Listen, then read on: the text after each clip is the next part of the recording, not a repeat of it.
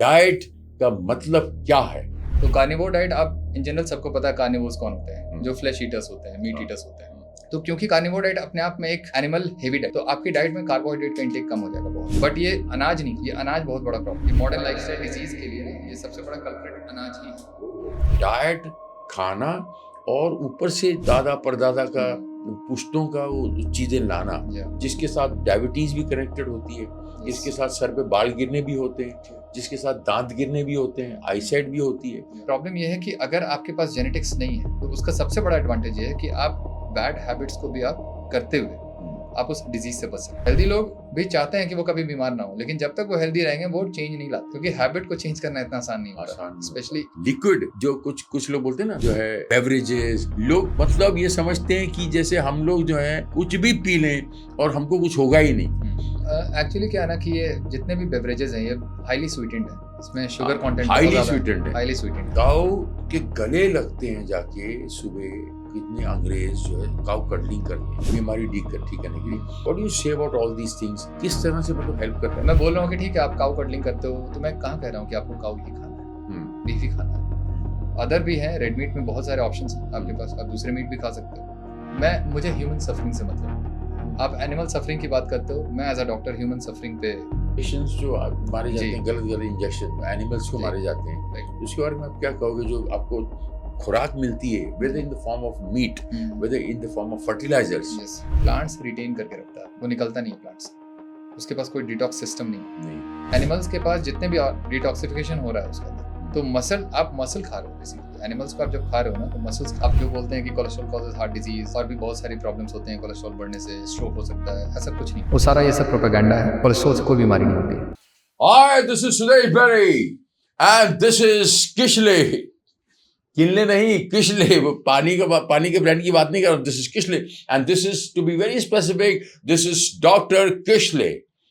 कहाँ जा रहे हो? पूछते हैं, अरे भाई साहब कहाँ जा रहे हो? ये क्या बैग पैक करके जा रहे हो? वो तो नहीं, आबो हवा बदलने जा रहे हैं, कहीं पहाड़ों पे जा रहे हैं। छुट्टियां हम अक्सर जाते हैं ना पहाड़ों पे आबो हवा बदलने। तो आप किसको कहते हैं? पानी को।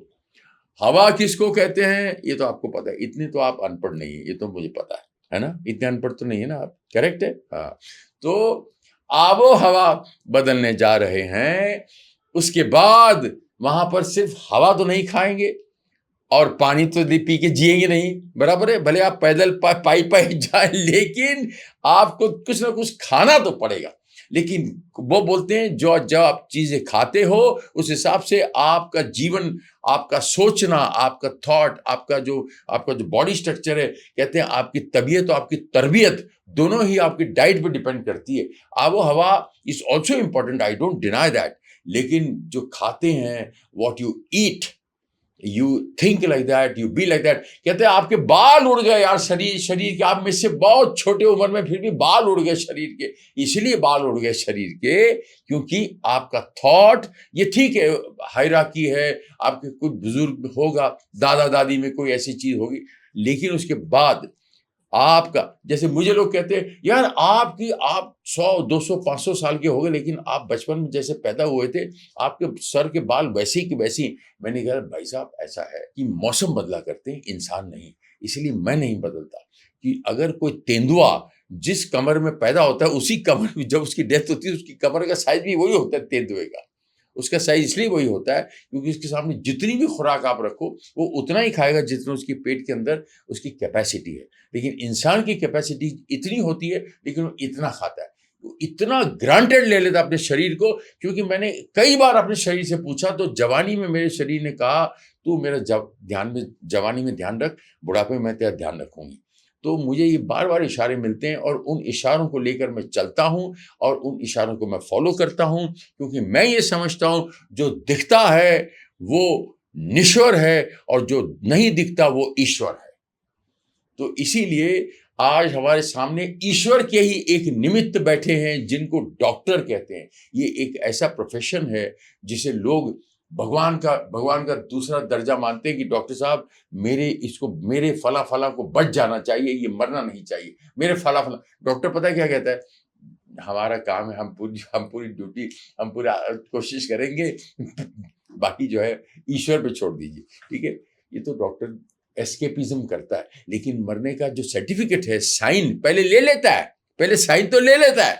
वो राबदा बंदा, उल्लू का पट्ठा, पहले पेपर पे साइन तो ले लेता है, बाद में इसका मतलब ये है कि भैया मेरे को मेरी जो ऑपरेशन है उसी पर ट्रस्ट नहीं है, ये बंदा जा भी सकता है। तो इसीलिए फाइनल किस पे है? ईश्वर पे। तो मैं जो है सिर्फ एंड यही इस बात पे करूंगा कि आप हर चीज ईश्वर पे छोड़िए, कोई बात नहीं, लेकिन जो आपको दिखता है, जो कम से कम देख के, खड्डा देख के तो चल सकते हैं आप, कि भाई आपको ठंडा पानी नहीं पीना है, आपको बाहर का नहीं खाना है, आपको अपने आप को संभाल के रखना है, जितना भी आप संभाल सको, बाकी तो सब ईश्वर के ऊपर। तो हमारे सामने ईश्वर के निमित्त बैठे हैं doctor Kishlay, and he is a handsome young doctor from Patna, alright, and this handsome young man is here to confront with me, और मे बी हम गुफ्तगू करेंगे और हम विचार विमर्श करेंगे और ऐसी चीज़ें कोशिश करेंगे, ऐसी चीज़ों की डिबेट करें, ऐसी चीज़ों की हम बात करें जिससे कि आपको लाभ मिले। और ये हम आपके लिए बैठे हैं, ये खुद के लिए नहीं बैठे हैं, ये आपके लिए बैठे हैं, और मैं भी आपके लिए बैठा हूँ, हमारे खुद के लिए नहीं बैठा। So this is, we are here for you, because I believe in doing परोपकार, परोपकार फलंति वृक्ष परोपकार, बहंती नदियां परोपकार, दुहंती गव परोपकार, इदम शरीरम। सो इस फलसफे पे इंसान जीता है तो वो इंसान कभी बीमार नहीं होगा, वो कभी बूढ़ा नहीं होगा, वो आदमी ही जो है इच्छा मृत्यु का वरदान उसको मिलेगा और वो आदमी को मोक्ष मिलेगा अगर वो आदमी यहाँ से बिल्कुल अपनी कुंडलिनियों को परफेक्ट करके रखता है। आदमी के अंदर सब पावर है, सारे बटन्स हैं, लेकिन you just have to activate them. वो एक्टिवेशन कैसे होती है, उसका एक सबसे बड़ा कारण बिसाइड्स मंत्रोच्चारण के, बिसाइड्स आबो हवा के जो सामने नजर आता है वो है diet. So this man claims to be a dietitian. I don't know why I'm going to sit with him and talk to him. Then we'll come to see, इसका संधि विच्छेद करके देखेंगे कि डाइट का मतलब क्या होता है। ये अलग अलग जो आजकल नाम दे दिए, वो क्या हकीम, क्या नीम हकीम खतराए जान, पुराने ज़माने में हम कहते थे ना नीम हकीम खतराए जान। तो इसलिए हम जब लुकमान, तो बहुत सारी चीज़ों का इलाज जो हकीम लुकमान को भी नहीं पता था कहते थे, तो उसका आज इन्होंने क्या कर दिया, एक डॉक्टरों ने अलग अलग उसके एब्रीविएशंस, डेफिनेशंस दे दिए, उसके फॉर्मूलाज क्रिएट कर दिए कि इसको कैटेगराइज कर दिया, ये खाओगे तो ऐसा होगा, इस खाओगे तो ऐसा। हमारे लिए काला अक्षर भैंस बराबर, हमारे लिए जंगल में सारे ग्रीन पत्ते जो हैं वो सारे जो है नील बट्टा सन्नाटा है, बट इनको पता है कौन से पत्ते में कितनी ताकत है। हमें सिर्फ इतना पता है कि तुलसी के पत्ते में ताकत है, नीम के पत्ते में इतनी ताकत है, बस। इससे ज़्यादा हमको 2-3 झाड़ पेड़ों का पता है, उससे ज़्यादा कुछ नहीं पता।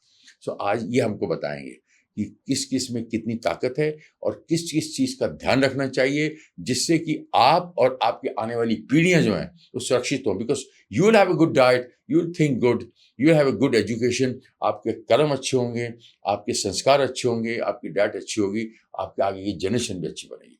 सो let's move on to him. अपनी इंट्रोडक्शन ये खुद देंगे, बिकॉज मैं ये समझता हूँ जो खुद अपनी इंट्रोडक्शन ये दे सकते हैं और आपको बता सकते हैं कि सवाल मेरा सबसे पहले यही होगा कि आप डॉक्टर का, आपको जो उपाधि मिली, आपने डॉक्टर जो पढ़ाई की है वो पढ़ाई आपने क्यों की, बचपन से शौक था या नहीं, और डाइट का मतलब क्या है कि आप डॉक्टरी से जो जनरल आप डॉक्टर थे उसके बाद आप ये डाइट पे कैसे आ गए, और डाइट का मतलब क्या है आपके हिसाब से फॉर यू।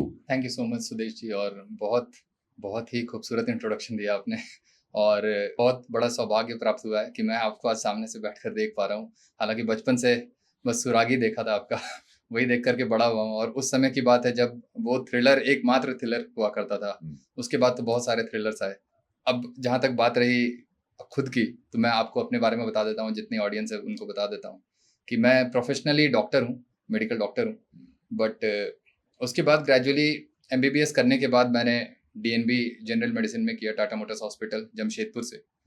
और रेजिडेंसी करते वक्त मुझे रियलाइज़ हुआ कि डाइट में प्रॉब्लम है। हम जो ह्यूमन बीइंग्स हैं वो गलत डाइट पे हैं। वाओ।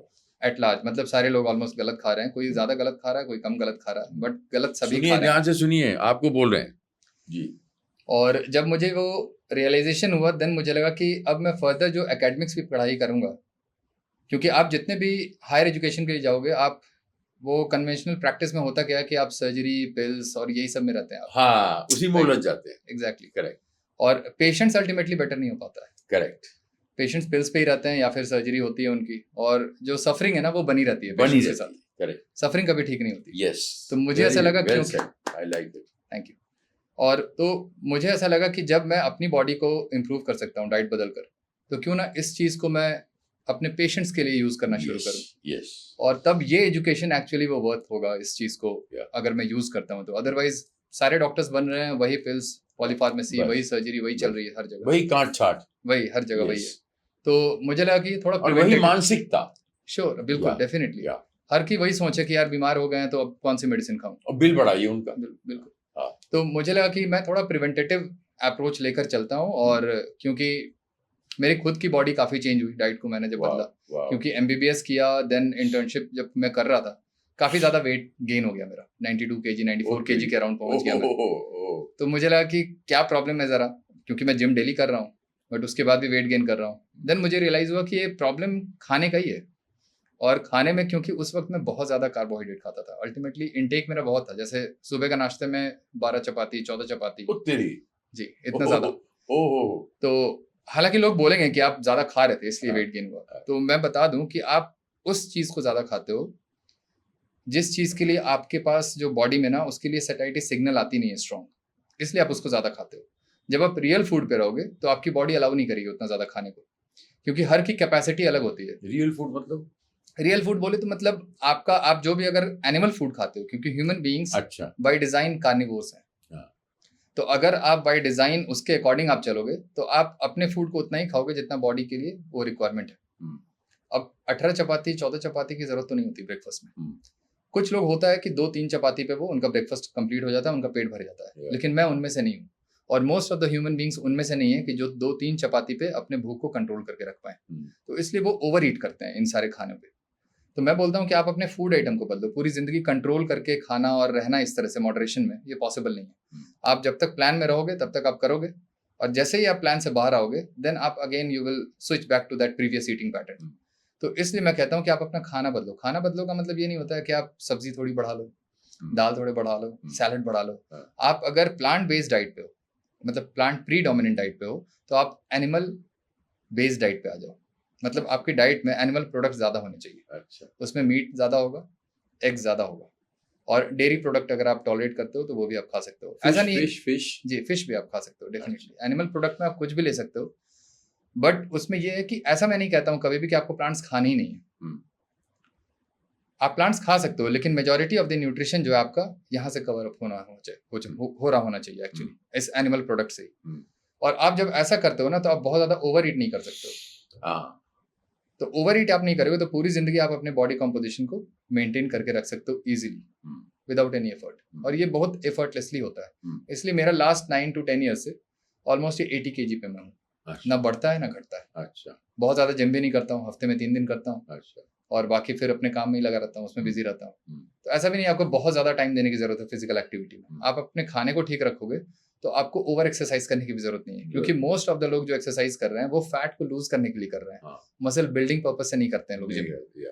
तो अगर आपका fat composition, body composition right है, अप टू मार्क है, तो आप कम एक्टिविटी करो बेसिक स्ट्रेंथ के लिए, एंड्योरेंस के लिए, उतना आप करोगे तो आप हेल्दी रहोगे, फिट रहोगे। ये है फंडा। तो अभी ये तो चलो आपने बता दिया, एक जनरल बात बता दी। अभी ये बताइए कि आप जो डाइटिशियन बने हैं, आपने एकदम इसको सेग्रीगेट कर दिया, आपने स्पेशलिस्ट हो गया आप इसके, प्योर प्रॉपर डाइटिशियन। इसमें ये कार्निवो क्या चीज है, कार्निवो डाइट क्या चीज है जी, केटो फ्लो, वो ये दोनों चीजें क्या है, और इसका बॉडी के साथ क्या कनेक्शन है, और क्या इसके प्रोज एंड कॉन्स क्या है, ये बताइए। पहले कार्निवोर डाइट पे आते हैं, ये है क्या। तो कार्निवोर डाइट, आप इन जनरल सबको पता है कार्निवोर्स कौन होते हैं, जो फ्लैश ईटर्स होते हैं, मीट ईटर्स होते हैं। तो ह्यूमन बीइंग्स बाय डिजाइन, क्योंकि मैं बोल रहा हूँ कार्निवोर्स हैं, तो अगर human beings mostly meat based diet पे है, राइट, तो वो आप समझ लो कि आप कार्निवोर डाइट कर रहे हो। और उस कार्निवोर डाइट में एटलीस्ट आपका 70 to 80% of the energy, total energy, वो मीट से आ रहा होना चाहिए। वो मीट से मतलब सिर्फ मीट नहीं, सिर्फ मसल नहीं, मीट के साथ जो एसोसिएटेड फैट होता है वो भी। अब आपका मोर देन 70% अगर हो जाता है तो वो एक कार्निवोर डाइट के स्पेक्ट्रम में आ जाता है। कार्निवोर डाइट का मतलब ये नहीं होता है कि आपको लायंस एंड टाइगर्स की तरह खाना है सिर्फ मीट। आपका 70% of the nutrition total daily energy उससे आ रहा होना चाहिए, और वो अगर आ रहा है तो वो आप कार्निवोर डाइट पे हो। रिमेनिंग 30% आपका कुछ और एनिमल प्रोडक्ट हो सकते हैं और प्लांट प्रोडक्ट्स भी उसमें आ सकते हैं, जैसे एग्स हो गए। एग्जैक्टली। तो अगर ऐसा आप कर रहे हो तो वो आप कह सकते हो कि आप मशरूम्स हो कार्निवोर गए। राइट, बिल्कुल सब चीजें। बिल्कुल। तो ये आपका कार्निवोर डाइट हो गया। अब इस कार्निवोर डाइट को आपको किस परसेंटेज में करना है, आपका एनिमल प्रोडक्ट इसमें किस परसेंटेज में होगा, वो आपके डिजीज की कंडीशन डिक्टेट करेगा एक्चुअली उस चीज को, कि आपकी अगर कोई ऐसी डिजीज है जहां पे आपको प्लांट प्रोडक्ट्स कंप्लीटली कॉन्ट्राइंडिकेटेड है तो आपको नहीं खाना है। तो आपको ऑलमोस्ट नियर 100% करना पड़ता है। ऐसे भी कुछ मेडिकल कंडीशंस होते हैं। तो वो डिपेंड करता है person to person, patient to patient.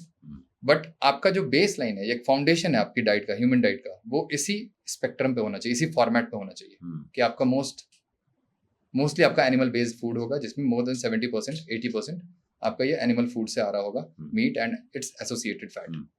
तो ये कार्निवोर डाइट की बात हो गई। अब जब भी आप कार्निवोर डाइट करते हो तो क्योंकि कार्निवोर डाइट अपने आप में एक एनिमल हेवी डाइट है, तो आपकी डाइट में कार्बोहाइड्रेट का इंटेक कम हो जाएगा बहुत। नॉर्मली आप जैसे प्लांट बेस्ड डाइट पे होते हो, वेजिटेरियन डाइट पे होते हो, तो कार्बोहाइड्रेट का इंटेक ज्यादा होता है। अब मैं कार्बोहाइड्रेट के बारे में बता देता हूँ ऑडियंस को। कार्बोहाइड्रेट एक मैक्रोज है, जैसे हम 3 मैक्रोज पढ़ते हैं न्यूट्रिशन में, 3 मेजर मैक्रोज है हमारा, macro nutrients, carbohydrate, fats and protein. तो आपका कार्बोहाइड्रेट प्लांट प्रोडक्ट में ज्यादा है, एनिमल प्रोडक्ट में भी है लेकिन बहुत कम है। तो जब आप प्लांट हेवी डाइट पे होते हो तो आपका automatically heavy high carb diet पे हो आप। तो अगर आप एनिमल फूड पे आ जाते हो तो आपका कार्बोहाइड्रेट कम हो जाता है अपने आप। तो आपका कार्बोहाइड्रेट इंटेक कम हो गया, तो आपकी बॉडी, क्योंकि पहले हाई कार्ब डाइट पे आप थे, तो अब जब लो कार्ब डाइट पे आओगे तो बॉडी में थोड़े से कुछ विड्रॉल सिम्टम्स आते हैं, कार्बोहाइड्रेट विड्रॉल सिम्टम्स, और उसी को हम कीटो फ्लू का नाम देते हैं। अच्छा, राइट, क्योंकि आपकी body mostly preferably primarily glucose पे रन कर रही थी। ओके, अब आपकी बॉडी फैट पे रन करेगी। ठीक है, राइट, क्योंकि कार्बोहाइड्रेट का इंटेक कम हो गया, बॉडी स्टोर्ड फैट को भी यूज करेगी और जो आप डाइटरी फैट ले रहे हैं उसको भी यूज करेगी। तो ये जो ट्रांजिशन का फेज होता है ना, इसमें जो बॉडी थोड़े मोड़े सिम्टम्स देते हैं, इसको हम कीटो फ्लू का नाम देते हैं। अच्छा, ये हमारा कीटो फ्लू हुआ। इसलिए आपका जो ट्रांजिशन होना चाहिए वो बहुत ग्रेजुअल, बहुत स्लो होना चाहिए over the period of 6 to 8 weeks. तो अगर आप ऐसा करेंगे तो आपके सिम्टम जो है वो मिनिमाइज हो जाएंगे, कम विड्रॉल सिम्टम्स आएंगे, और देन आप इजिली अल्टीमेटली आप उस कार्निवोर डाइट के उस एंड पे पहुंच जाएंगे जहाँ पे आपको फिर कोई सिम्टम्स नहीं होगा और कंप्लीटली आप अडेप्ट कर जाएंगे देन। तो यही फंडा होता है। इसलिए मैं हमेशा कहता हूँ कि जब भी आप डाइट चेंज करते हो ना, इस डाइट पे आते हो, high carb diet to low carb diet पे आप आते हो, तो हमेशा आप 2 से 3 महीने का टाइम दें, और उस 2 से 3 महीने में जो भी आपके सिम्टम्स है वो चले जाते हैं। घबराना नहीं है कि अरे यार हेडेक हो रहा है, या नींद नहीं आ रही है, या फिर एंग्जाइटी पैल्पिटेशन हो रहा है, मसल में क्रैम्प्स आते हैं कुछ लोगों को, तो ये सारे सिम्टम्स होते हैं। कुछ लोग गिडी भी फील करते हैं, चक्कर जैसा भी लगता है। तो इनिशियली ये सब होगा, राइट, क्योंकि मेटाबॉलिज्म चेंज हो रहा है आपका। हाई कार्बोहाइड्रेट पे मेटाबॉलिज्म था आपका, अब हाई फैट पे आ रहा है। तो इसलिए आपका वो ट्रांजिशन के समय जो सिम्टम्स आते हैं उसको लेकर बहुत ज्यादा सीरियसली नहीं लेना है। ऐसा नहीं लगना है ये आपके लिए पूरी लाइफ आपके साथ ही रहेगा, वो रहता नहीं है। तो ये हुई बात कीटो फ्लू की। जी, ओके। तो आपके डाइट के अंदर ये जो ग्रीन लीव्स और जो नेचुरल डाइट जिसे कहते हैं जी, वो इसके अंदर आपके ज्यूरिसडिक्शन के अंदर नहीं आती है? आती है, बट उसको मैं रिक्वायरमेंट नहीं बोलता हूँ। अच्छा, मैं कहता हूँ अगर आपको खाने का मन है तो उस रिमेनिंग 20% में आप डाल लो जितना डालना है। अच्छा, उसमें भी आप सीरियल्स एंड ग्रेन्स मत डालो। नहीं डाल, नहीं, वो नहीं डालना आपको। चावल रोटी मत डालो आप। अच्छा, आप वेजिटेबल्स ऐड कर सकते हो, स्मॉल अमाउंट में फ्रूट्स खा सकते हो, सैलड्स, हाँ वो सब आप खा सकते हो, अच्छा, बट ये अनाज नहीं खाना। अच्छा, ये अनाज बहुत बड़ा प्रॉब्लम है हमारे अच्छा। लिए। ये मॉडर्न लाइफस्टाइल डिजीज के लिए ना, ये सबसे बड़ा कल्प्रिट अनाज ही है। ओहो, एग्जैक्टली। कैसे? क्योंकि अनाज में आपके बहुत सारे एंटी न्यूट्रिएंट्स होते हैं। ग्लूटेन का नाम सुना होगा आपने, तो ग्लूटेन आपका व्हीट में होता है। तो इसलिए आप देखेंगे जितने भी ऑटो इम्यून डिजीज होते हैं उसमें ग्लूटेन कंटेनिंग सब्सटेंस को मना किया जाता है खाने से। इसलिए व्हीट को मना किया जाता है। अगर आपको सीलियक डिजीज है, गट का एक डिसऑर्डर होता है, सीलियक डिजीज बोलते हैं उसे, और भी जितने ऑटो इम्यून डिजीज हैं, हशिमोतो थायराइडाइटिस, रूमेटॉइड अर्थराइटिस, ब्रेन में आप जाएंगे तो मल्टीपल स्क्लेरोसिस, बाप रे। तो सारे सिस्टम के अराउंड ना आपके पास ऑटो इम्यून डिजीज है। और ऑटो इम्यून डिजीज का मतलब होता है आपका खुद का इम्यून सिस्टम आपके किसी पर्टिकुलर ऑर्गन को टिश्यू को डैमेज कर रहा है। My God. और उसके लिए सबसे बड़ा रीजन होता है ये ग्लूटेन। ओह, तो अगर आप ग्लूटेन को एलिमिनेट कर देते हैं अपनी डाइट से, तो आपका ऑटो इम्यून डिजीज की जो एक्टिविटी है वो कम हो जाती है।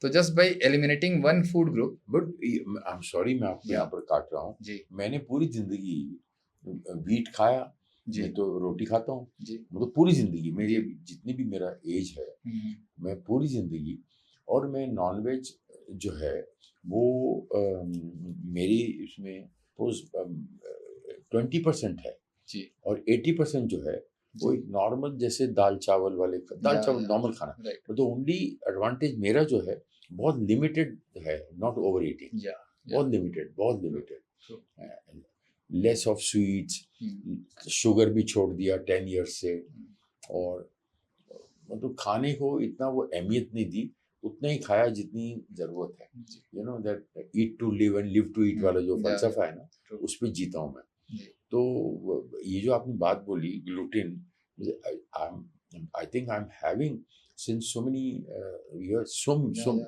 this many years, True.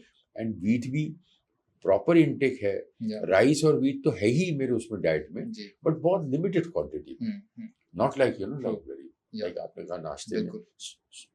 16 चपातियां खाता था या, नाश्ते में, तो True. मैं सुन के हैरान हूँ। Yeah. मैं तो मतलब लाइक मैंने क्रिस्टियानो रोनाल्डो का कहीं डाइट का देखा था, Yes. वो he is so physically fit बंदा, but he is very less than my age. He's 37 or maybe he's 39 or 40 now. वो 1000 goals की तरफ लगा हुआ है उसको टारगेट बनाने में, वो also then he will retire. तो वो बंदे ने क्या किया है, एक डाइट का अपने को एक प्लेट बना लिए, उसमें सब कुछ है जो भी है, वो उस सेम पैकेज को 6 times दिन में खाता है, 6 meals a day. Yeah. वो भी एक फलसफा है। Yeah. अभी ये क्या फलसफा है ये आप मेरे को बताइए कि चलो I am eating gluten, I am eating wheat, Right. बराबर है, मैं अपना एग्जांपल दे रहा हूँ, आपके सामने एग्जांपल है। Yeah. तो मेरा नॉनवेज 20%, जैसे आपने 20% वो कर दिया था, Yeah. 80 तो मेरा Right. उल्टा है, Yeah. बट ये आपके सामने एग्जांपल है, but with a very less quantity of eating, very Yes. controlled eating, Yeah. because I don't drink, I don't smoke, तो वो उससे फर्क पड़ता है, बिल्कुल, उससे भी फर्क पड़ता है। Exactly. सो आप इस पे थोड़ा सा रोशनी डालिए Yeah. कि डाइट, खाना और ऊपर से दादा परदादा का पुश्तों का वो चीजें लाना, Yeah. जिसके साथ डायबिटीज भी कनेक्टेड होती है, Yes. इसके साथ सर पे बाल गिरने भी होते हैं, True. जिसके साथ दांत गिरने भी होते हैं, आईसाइट भी होती है। Yeah. तो ये क्या जी, माजरा है, इसके बारे में कुछ बताइए। देखिए जितने भी डिजीज है ना, जितनी भी डिजीज होती है, वो हाँ। डायबिटीज, हाइपरटेंशन हो, हाँ। इवन कैंसर, सारा कुछ ऑटो इम्यून डिजीज, हाँ। इसके लिए आपके पास जेनेटिक्स का होना तो मस्ट है, अच्छा, वो तो होता ही है। वो तो रहना होगा आपको, अच्छा, रहना अगर वो होगा। डिजीज अगर होना है तो। हम्म, बट प्रॉब्लम ये है कि अगर आपके पास जेनेटिक्स नहीं है, हम्म, तो उसका सबसे बड़ा एडवांटेज ये है कि आप बैड हैबिट्स को भी आप करते हुए हम्म, आप उस डिजीज से बच सकते हो, अच्छा, राइट। तो जैसे बहुत लोग बोलते हैं कि मैं तो ग्लूटेन खा रहा हूँ, मुझे कोई प्रॉब्लम नहीं, हम्म, तो बहुत अच्छी बात है, आप जेनेटिकली ब्लेस्ड हो, अच्छा, क्योंकि जेनेटिक्स का होना जरूरी है ये सारे डिजीज के लिए, अच्छा, है ना। आप देखते हो बहुत लोग स्मोक कर रहे हैं, बहुत लोग अल्कोहल ले रहे हैं, नहीं हो रहा है कैंसर सभी को, सभी को नहीं हो नहीं हो रहा है सभी को। हाँ, अगर सभी को होता तब मैं मानता कि भाई ये खाना एक्चुअली आपके लिए प्रॉब्लम है, प्रॉब्लम, तो इसलिए लोग मानते नहीं है, क्योंकि जेनेटिक्स जो है ना वो आपका फाउंडेशन है अच्छा, ना, एक kind of A loaded gun है। अच्छा, इसमें भी मेरे छोटे भाई का एग्जांपल देता हूँ जी, कि जेनेटिकली कोई किसी को डायबिटीज थी नहीं है, पता नहीं थी शायद, और मेरे Yeah. ग्रैंडफादर को, हमारी पूरी फैमिली में किसी को नहीं थी। जी, he had juvenile diabetes type Yeah. 1 type 2 पता Yeah. नहीं क्या बोलते हैं, Right. When he was 20 years old, Hmm. now he's 55 years old, Hmm. and he is having this insulin Yeah. regularly for so Yeah. many years, या right, but genetically किसी को मैंने देखा तो नहीं। या आपने नहीं देखा, बट बहुत पहले के जनरेशन में किसी को होता है, होगा। मे भी हो सकता है डॉर्मेंट फॉर्म में होता है, डॉर्मेंट फॉर्म और ओवर द जनरेशन वो आपका एक्टिवेट हो जाता है, हाँ, क्योंकि आप उसी बैड पुअर लाइफस्टाइल हैबिट पे हो, आप वही खा रहे हो, गलत चीज खा रहे हो। he drinks, exactly, he drinks, yes. I don't drink, Yeah. he drinks, तो आप अपने जीन्स को ना इन्फ्लुएंस भी करते हो डाइट से, अगर आपके पास वो जीन है भी तो वो शायद लेटेंट फॉर्म में है, तो आप उसे एक्सप्रेस कर सकते हो latent पॉजिटिवली, form में है।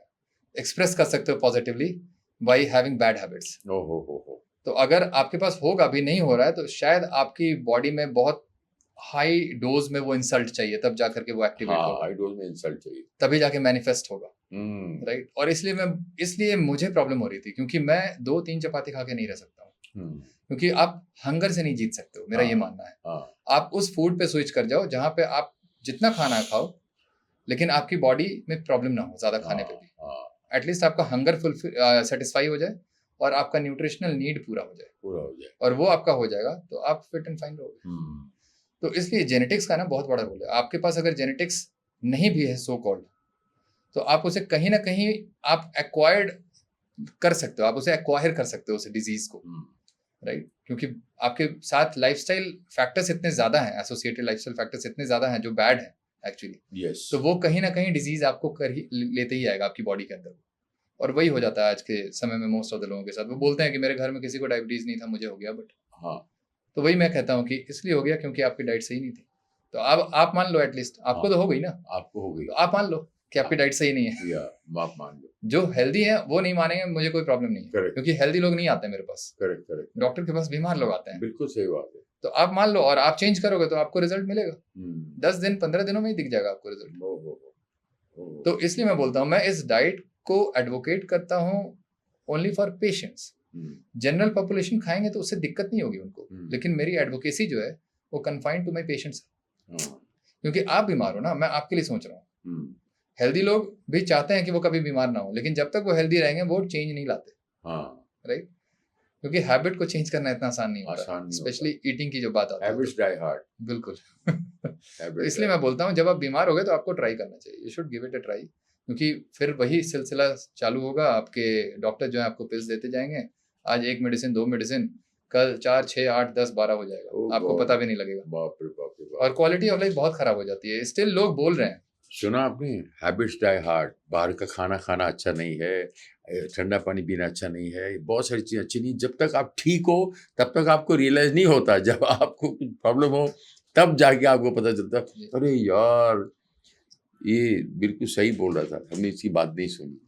आपको बोल रहा हूँ, आप सुन रहे हो ना? हाँ, ये आपके लिए है, हमारे लिए पॉडकास्ट नहीं है। ये बिल्कुल डॉक्टर साहब फिट हैं और मैं भी फिट हूँ, और महादेव की कृपा से हम फिट ही रहेंगे। लेकिन आप अपना ध्यान रखना, आपको बहुत ज़रूरी है, because this podcast is for you, not for us. This is we are sitting here for you and he is giving you this things only for your benefit. Correct बोल रहा हूँ मैं? बिल्कुल। सो इसीलिए अगर हम उनको मुखातिब नहीं हो तो फिर बात क्या, हम आपस में जो है माथा पटक के चले जाएंगे घर जाके, तो सुनने वाले अपना आराम से चॉकलेट खा के सो जाएंगे चुप घर के अंदर। तो जी, इसीलिए आप, और मेरे को सिर्फ एक बात ये बताइए कि लिक्विड, जो कुछ लोग बोलते हैं ना, लिक्विड जो है बेवरेजेस, आजकल जो इतना मार्केट में जो लिक्विड निकली है, ऑल्टरनेट ही नहीं है। लोग मतलब ये समझते हैं कि जैसे हम लोग जो है कि कुछ भी पी लें और हमको कुछ होगा ही नहीं। तो उनके बारे में थोड़ा और मेरे को डिटेल में बताइए। एक्चुअली क्या है ना कि ये जितने भी बेवरेजेस हैं ये हाईली स्वीटेंड है, इसमें शुगर कंटेंट हाईली स्वीटेंड है, हाईली स्वीटेंड है, whether it is Coca Cola, whether it is a thumbs up, whether it is anything, right. और एडिक्टिव भी है, because of chemicals. It's very dangerous, बाप रे बाप। वो एडिक्शन जो आता है ना, उसकी वजह से आप कंट्रोल नहीं कर पाते हो। अगर हम लोग भी पीने लगे, हमें भी एडिक्शन हो जाएगा, एडिक्शन हो जाएगा, बिल्कुल। इसलिए हम लोग उसे रिफ्रेन, एक्चुअली हम लोग जानते हैं कि भाई ये होगा, इसलिए हम माइंडफुल रहते हैं उस चीज को लेकर, हम लेते ही नहीं है। और ये अवेयरनेस, ये एजुकेशन चाहिए एक्चुअली एट लार्ज। मतलब आजकल के यूथ जो है वो बहुत ज्यादा कंज्यूम कर रहे हैं।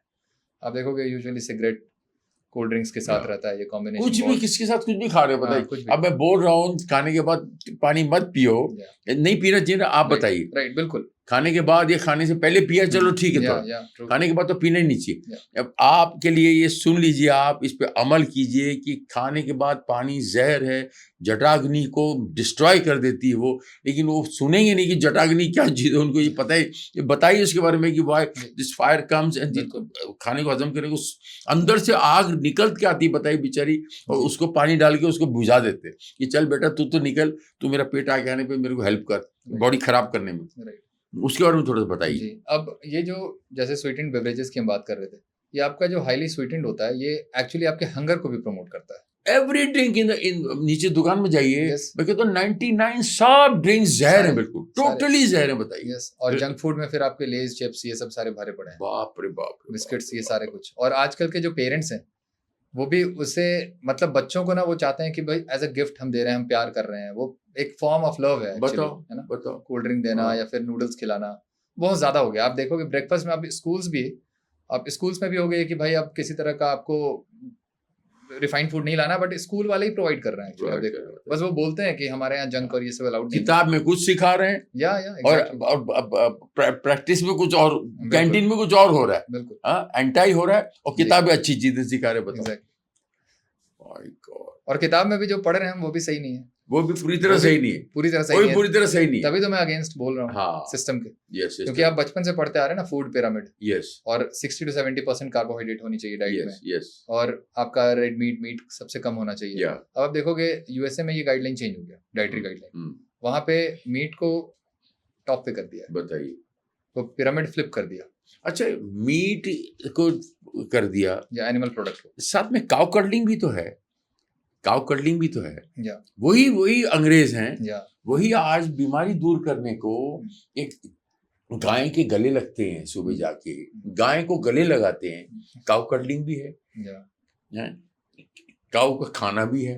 अब मैं काउ का नहीं बोलूंगा, या दैट मुझे प्लीज माफ करना, मैं पिग फार्मिंग कहते हैं, या कीनो फार्मिंग कहते हो, कीनो जानवर जो या आता है, या ऑस्ट्रेलियन जानवर, या आपका बाकी इत्यादि इत्यादि, चिकन है या वट एवर। यस बट मैं स्पेशली इसमें, आप डाइटिशियन, इसलिए मैं ये बोलूंगा, डॉक्टर हैं आप, जी, आप यहाँ पर समाज को, पब्लिक को ठीक करने के लिए बैठे हैं, तो जो कुछ बीमारी दूर करने के लिए सुबह अंग्रेज या इंडियंस तो खैर गाय को माता मानते हैं, माँ मानते हैं, वो गौमूत्र भी पीते हैं, या उसमें भी है दवाई, उसमें सब कुछ है। काऊ के गले लगते हैं जाके सुबह, कितने अंग्रेज जो है काऊ कडलिंग करते हैं, उसमें उनकी वो लेते हैं सब, व्हाट यू कॉल, जब हार्ट बीट लेते हैं या बीमारी ठीक करने के लिए, what you say about all these things, ये किस तरह से मतलब हेल्प करता है? आपकी डाइट यस, एक बहुत बड़ा फैक्टर है या बॉडी को सोचने का, बैलेंस में रखने या का, डिजीज फ्री रखने का। लेकिन इसके बारे में आप क्या कहोगे, having this entire things from the shop, ये सारी जितनी दुकान में चीजें पड़ी होती हैं, प्लस एक तरफ मीट खाना और दूसरी तरफ काउ कडलिंग करना, या what you will say about this?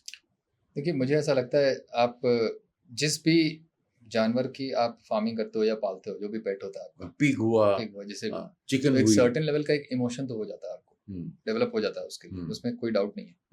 But at the same time आपको रियलाइज ये भी करना है कि फूड भी वही है हमारा, अनफॉर्चुनेटली, राइट। अब मैं बोल रहा हूँ कि ठीक है आप काउ कडलिंग करते हो, तो मैं कहाँ कह रहा हूँ कि आपको काउ ही खाना है, बीफ ही खाना है, अदर भी है, रेड मीट में बहुत सारे ऑप्शंस हैं आपके पास, आप दूसरे मीट भी खा सकते हो, right. Arabs they eat camel meat also, या कैमल मीट या हॉर्स मीट, Horse meat. बहुत सारे मीट, डियर के भी मीट्स खाते हैं लोग, दिखाते कंगारू के मीट खाते हैं लोग, दिखाते हैं, हाँ और फार्मिंग भी खुद ही कर रहे हैं और खुद ही वो कर भी रहे हैं, हाँ एक्चुअली हाँ, वो दोनों ही चीज कर रहे हैं। दोनों चीज कर रहे हैं।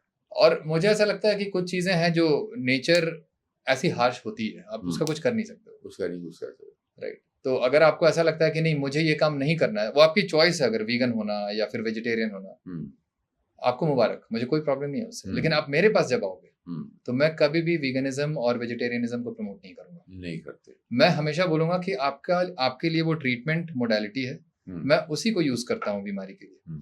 अब आप ले करके अगर इमोशनल रहते हो, तो अगर आपको उससे अगर आपकी बीमारी ठीक हो जाती है काउ कडलिंग से, तो आप चले जाओ, कोई दिक्कत नहीं है। मैं फिर अपने भी दुकान बंद कर लूंगा ना, अगर काउ कडलिंग से ठीक होने लगे सब कुछ, तो मुझे भी क्या जरूरत है ये जबरदस्ती मीट खिलाने की सबको। लेकिन वो सब वर्क हैप्पी अच्छा, आप थोड़ी देर के लिए अच्छा फील कर लेते हो, एक फील गुड होता है, क्योंकि आप कडल करते हो। इन जनरल भी हम मानते हैं कि भाई आप जब कडल करते हो तो हैप्पी हार्मोन्स ये सारे रिलीज होते हैं, हार्मोन्स, ऑक्सीटोसिन वगैरह वगैरह, जितने भी हैप्पी हार्मोन्स हैं, तो वो सब ठीक है। बट उसका इफेक्ट कब तक रहेगा और उससे क्या बीमारी आपकी ठीक होगी? नहीं ठीक होगी। जैसे आपको, जैसे मेंटल इलनेस में भी एक डिप्रेशन होता है, डिप्रेशन में भी एक, जो आप देखोगे कि फर्स्ट लाइन ऑफ ट्रीटमेंट में हमेशा बोला जाता है साइकोथेरेपी, जिसे हम नाम देते हैं कॉग्निटिव बिहेवियरल थेरेपी। तो आप बेसिकली काउंसलिंग करते हो पेशेंट की। तो हम्म। जितने भी मेंटल इलनेस के पेशेंट्स होते हैं, स्पेशली डिप्रेशन के, हम्म, उसमें बहुत बड़ा रोल होता है कॉग्निटिव बिहेवियरल थेरेपी का, हम्म। काउंसलिंग का। हाँ। तो इसका ये मतलब नहीं है कि आप काउंसलिंग करके उसके पेशेंट को ठीक कर दोगे आप। हाँ। वो उसका एक रोल है, हम्म, लेकिन सिर्फ वो एनफ नहीं होता कभी भी। enough नहीं होता। इसलिए आप मेडिसिन भी देते हो, हम्म। और मैं कहता हूँ मेडिसिन भी ठीक नहीं होती बीमारी। ओके। तभी तो मैं बोलता हूँ कि डाइट लेनी है आपको। और Okay. डाइट में भी क्या, वेजिटेरियन डाइट नहीं, वीगन डाइट नहीं, हम्म, आपको कार्निवोर डाइट ही करना पड़ेगा ओके। अगर लॉन्ग टर्म हेल्थ के लिए आपको, अगर आप सोच रहे हो तो। कुछ पैरामीटर्स आप बेटर कर सकते हो किसी भी डाइट पे। हम्म, वीगन डाइट पे भी कर सकते हो, वेजिटेरियन डाइट पे भी कर सकते हो। जैसे आपका ट्राइग्लिसराइड बढ़ा हुआ है, हम्म, कोलेस्ट्रॉल बढ़ा हुआ है, कुछ अच्छा। भी, शुगर बढ़ा हुआ है, आप किसी भी डाइट को अडॉप्ट करके आप इन सारे पैरामीटर्स को ठीक कर सकते हो। अच्छा, मेरा ये कहना है कि आप मेरे पास ऑप्टिमल हेल्थ के लिए आए हो या लैब पैरामीटर्स को फिक्स करने आए हो, ओके। राइट? तो अगर आप मेरे पास आ रहे हो तो ये मान के चलो कि ये डॉक्टर आपके ऑप्टिमल हेल्थ के लिए काम कर रहा है, ये कोई लैब पैरामीटर्स को रिवर्स करने के लिए नहीं काम कर रहा है। ओके। तो क्या आपका ट्राइग्लिसराइड कम होने से आपका डिप्रेशन ठीक होगा? नहीं, नहीं होगा। वो एक मार्कर है, वो इंडिकेट कर रहा है कि आपको किन चीजों में कहाँ पे काम करना है। तो हो सकता है आप अगर डाइटरी कार्बोहाइड्रेट को कम कर देंगे, आपका ट्राइग्लिसराइड कम हो जाएगा, या फिर इवन डाइटरी फैट भी आप ले रहे हो डाइटरी कार्ब्स के साथ, तो आप डाइटरी फैट को भी हटा देते हैं तो आपका ट्राइग्लिसराइड कम हो जाएगा। ओके। तो क्या इससे आपकी बीमारी सारी ठीक होगी? नहीं होगी। ये बस एक चीज है जो आपने किया, और भी बहुत चीजें आपको करनी है जिससे आपके पास ऑप्टिमल हेल्थ आएगा। ओके। और उसके लिए ही जो मैं अप्रोच लेता हूँ उसमें वही वर्क करता है, और बाकी कोई डाइट वर्क नहीं करता है। ये मैं क्लियरली बता देता हूँ। ओके। और बाकी जितने लोग बोल रहे हैं ना, क्लेम कर रहे हैं कि मैं ये रिवर्स कर रहा हूँ, वो रिवर्स कर, आप जो रिवर्स कर रहे हो वो बस लैब लेवल पे कर रहे हो। पेशेंट्स क्लिनिकली बेटर नहीं हो रहा है। ओके। तो रिवर्सल आप किस चीज का बोल रहे हो, लैब पैरामीटर्स का या क्लिनिकल कंडीशन का? ओके। राइट? ओके। तो क्लिनिकल कंडीशन का रिवर्सल नहीं होता वेजिटेरियन डाइट पे, वीगन डाइट पे। ओके। डायबिटीज आप रिवर्स कर सकते हो, लेकिन मैं हमेशा उन डिजीज की बात करता हूँ जो वेजिटेरियन डाइट पे, वीगन डाइट पे रिवर्स नहीं होता। ओके। राइट? और वो नहीं होगा, कभी नहीं होगा, क्योंकि human beings by design carnivores है। ये मैं मानता हूँ हमेशा। हम्म, और मेरे मानने से ऐसा कुछ नहीं होता कि सच्चाई यही है। हम्म, आप अगर इवोल्यूशन पढ़ेंगे तो आपको समझ में आएगा कि एंटायर हमारा ह्यूमन इवोल्यूशन इस मीट ईटिंग पे ही बेस्ड है। क्योंकि एग्रीकल्चर आया है हमारा 10 से 12,000 साल पहले, उससे पहले हम इवॉल्व किए हैं मीट खा के। और वो स्टैब्लिश भी होता है। आप अगर एंथ्रोपोलॉजी और आर्कियोलॉजिकल स्टडीज देखोगे तो उसमें जो लॉन्ग बोन्स के जो कोलेजन होते हैं, कोलेजन एक प्रोटीन होता है हमारा, उस कोलेजन में नाइट्रोजन 15 का आइसोटोप बहुत ज्यादा कंटेंट में है।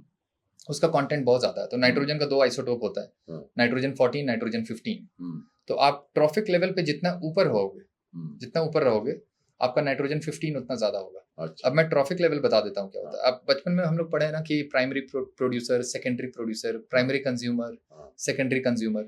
तो जो ग्रास है वो बेसिकली प्राइमरी प्रोड्यूसर है। अच्छा। जो पेड़ है और ग्रीन्स है जितने, और उसको खाने वाला ये जो है गोट और जितने भी हर्बीवोरस एनिमल्स, वो आपके सेकेंडरी प्रोड्यूसर हो गए। राइट? या फिर प्राइमरी कंज्यूमर भी उसे आप बोल सकते हो, जो भी है, इस तरह से चलता है। अच्छा। तो अब गोट को खाने वाला जो वो होगा वो वो सेकेंडरी कंज्यूमर हो जाएगा, क्योंकि प्राइमरी कंज्यूमर को उसने खाया। अब हम उसके भी ऊपर है, टर्शियरी कंज्यूमर लाइक। अच्छा। तो we are like apex predators. ओहो। तो आपका ट्रॉफिक लेवल बढ़ गया। अब ट्रॉफिक लेवल बढ़ेगा तो आपका नाइट्रोजन 15 जो है वही बता रहा है कि आपका नाइट्रोजन 15 जितना ज्यादा होगा आप उतना ज्यादा हायर अप हो in terms of trophic level. अच्छा। और वो एस्टैब्लिश करता है इवन लायंस एंड टाइगर से भी हम ऊपर हैं, क्योंकि हम किसी को भी किल कर सकते हैं, क्योंकि हमारे पास कम्युनिकेशन है, लैंग्वेज है, टूल्स है। भले कैनाइन टीथ नहीं है, pointed teeth, sharp pointed teeth, छोटे छोटे कैनाइन होते तो हैं। बिल्कुल वो है, वो भी कहीं ना कहीं है, उसका रोल है टू सम एक्सटेंट। एग्जैक्टली, वो टीयर करने के लिए। बिल्कुल, क्योंकि टाइगर लायंस की तरह हमें होने की जरूरत नहीं है ना। हम वैसे हंट ही नहीं कर रहे, हम टूल बेस्ड हंटिंग करते हैं, तो इसलिए उसकी जरूरत नहीं है हमें। इसलिए नहीं है हमारे पास उस तरह की कैनाइन शार्प पॉइंटेड टीथ। मेरा एक्चुअली, मैं अपने बच्चे को एक फलसफा बचपन में बोला करता था अपने कि ये अपना अपना स्लोगन होता है ना जी। अपने अपने छोटे छोटे एनेक्डोट्स होते हैं, अपने अपने फलसफे होते हैं लाइफ के। कि जैसे कॉकेशियस ने बोला, if you love your work you don't have to work. ये बहुत सारी चीज़ें हैं। जैसे ये भी बोला कि money is a very lousy means of judging a person. So ये सारी चीज़ें तो मैं बचपन में ये बोला करता था, walk like a herbivore, attack like a carnivore. See मैं always and live life dog size.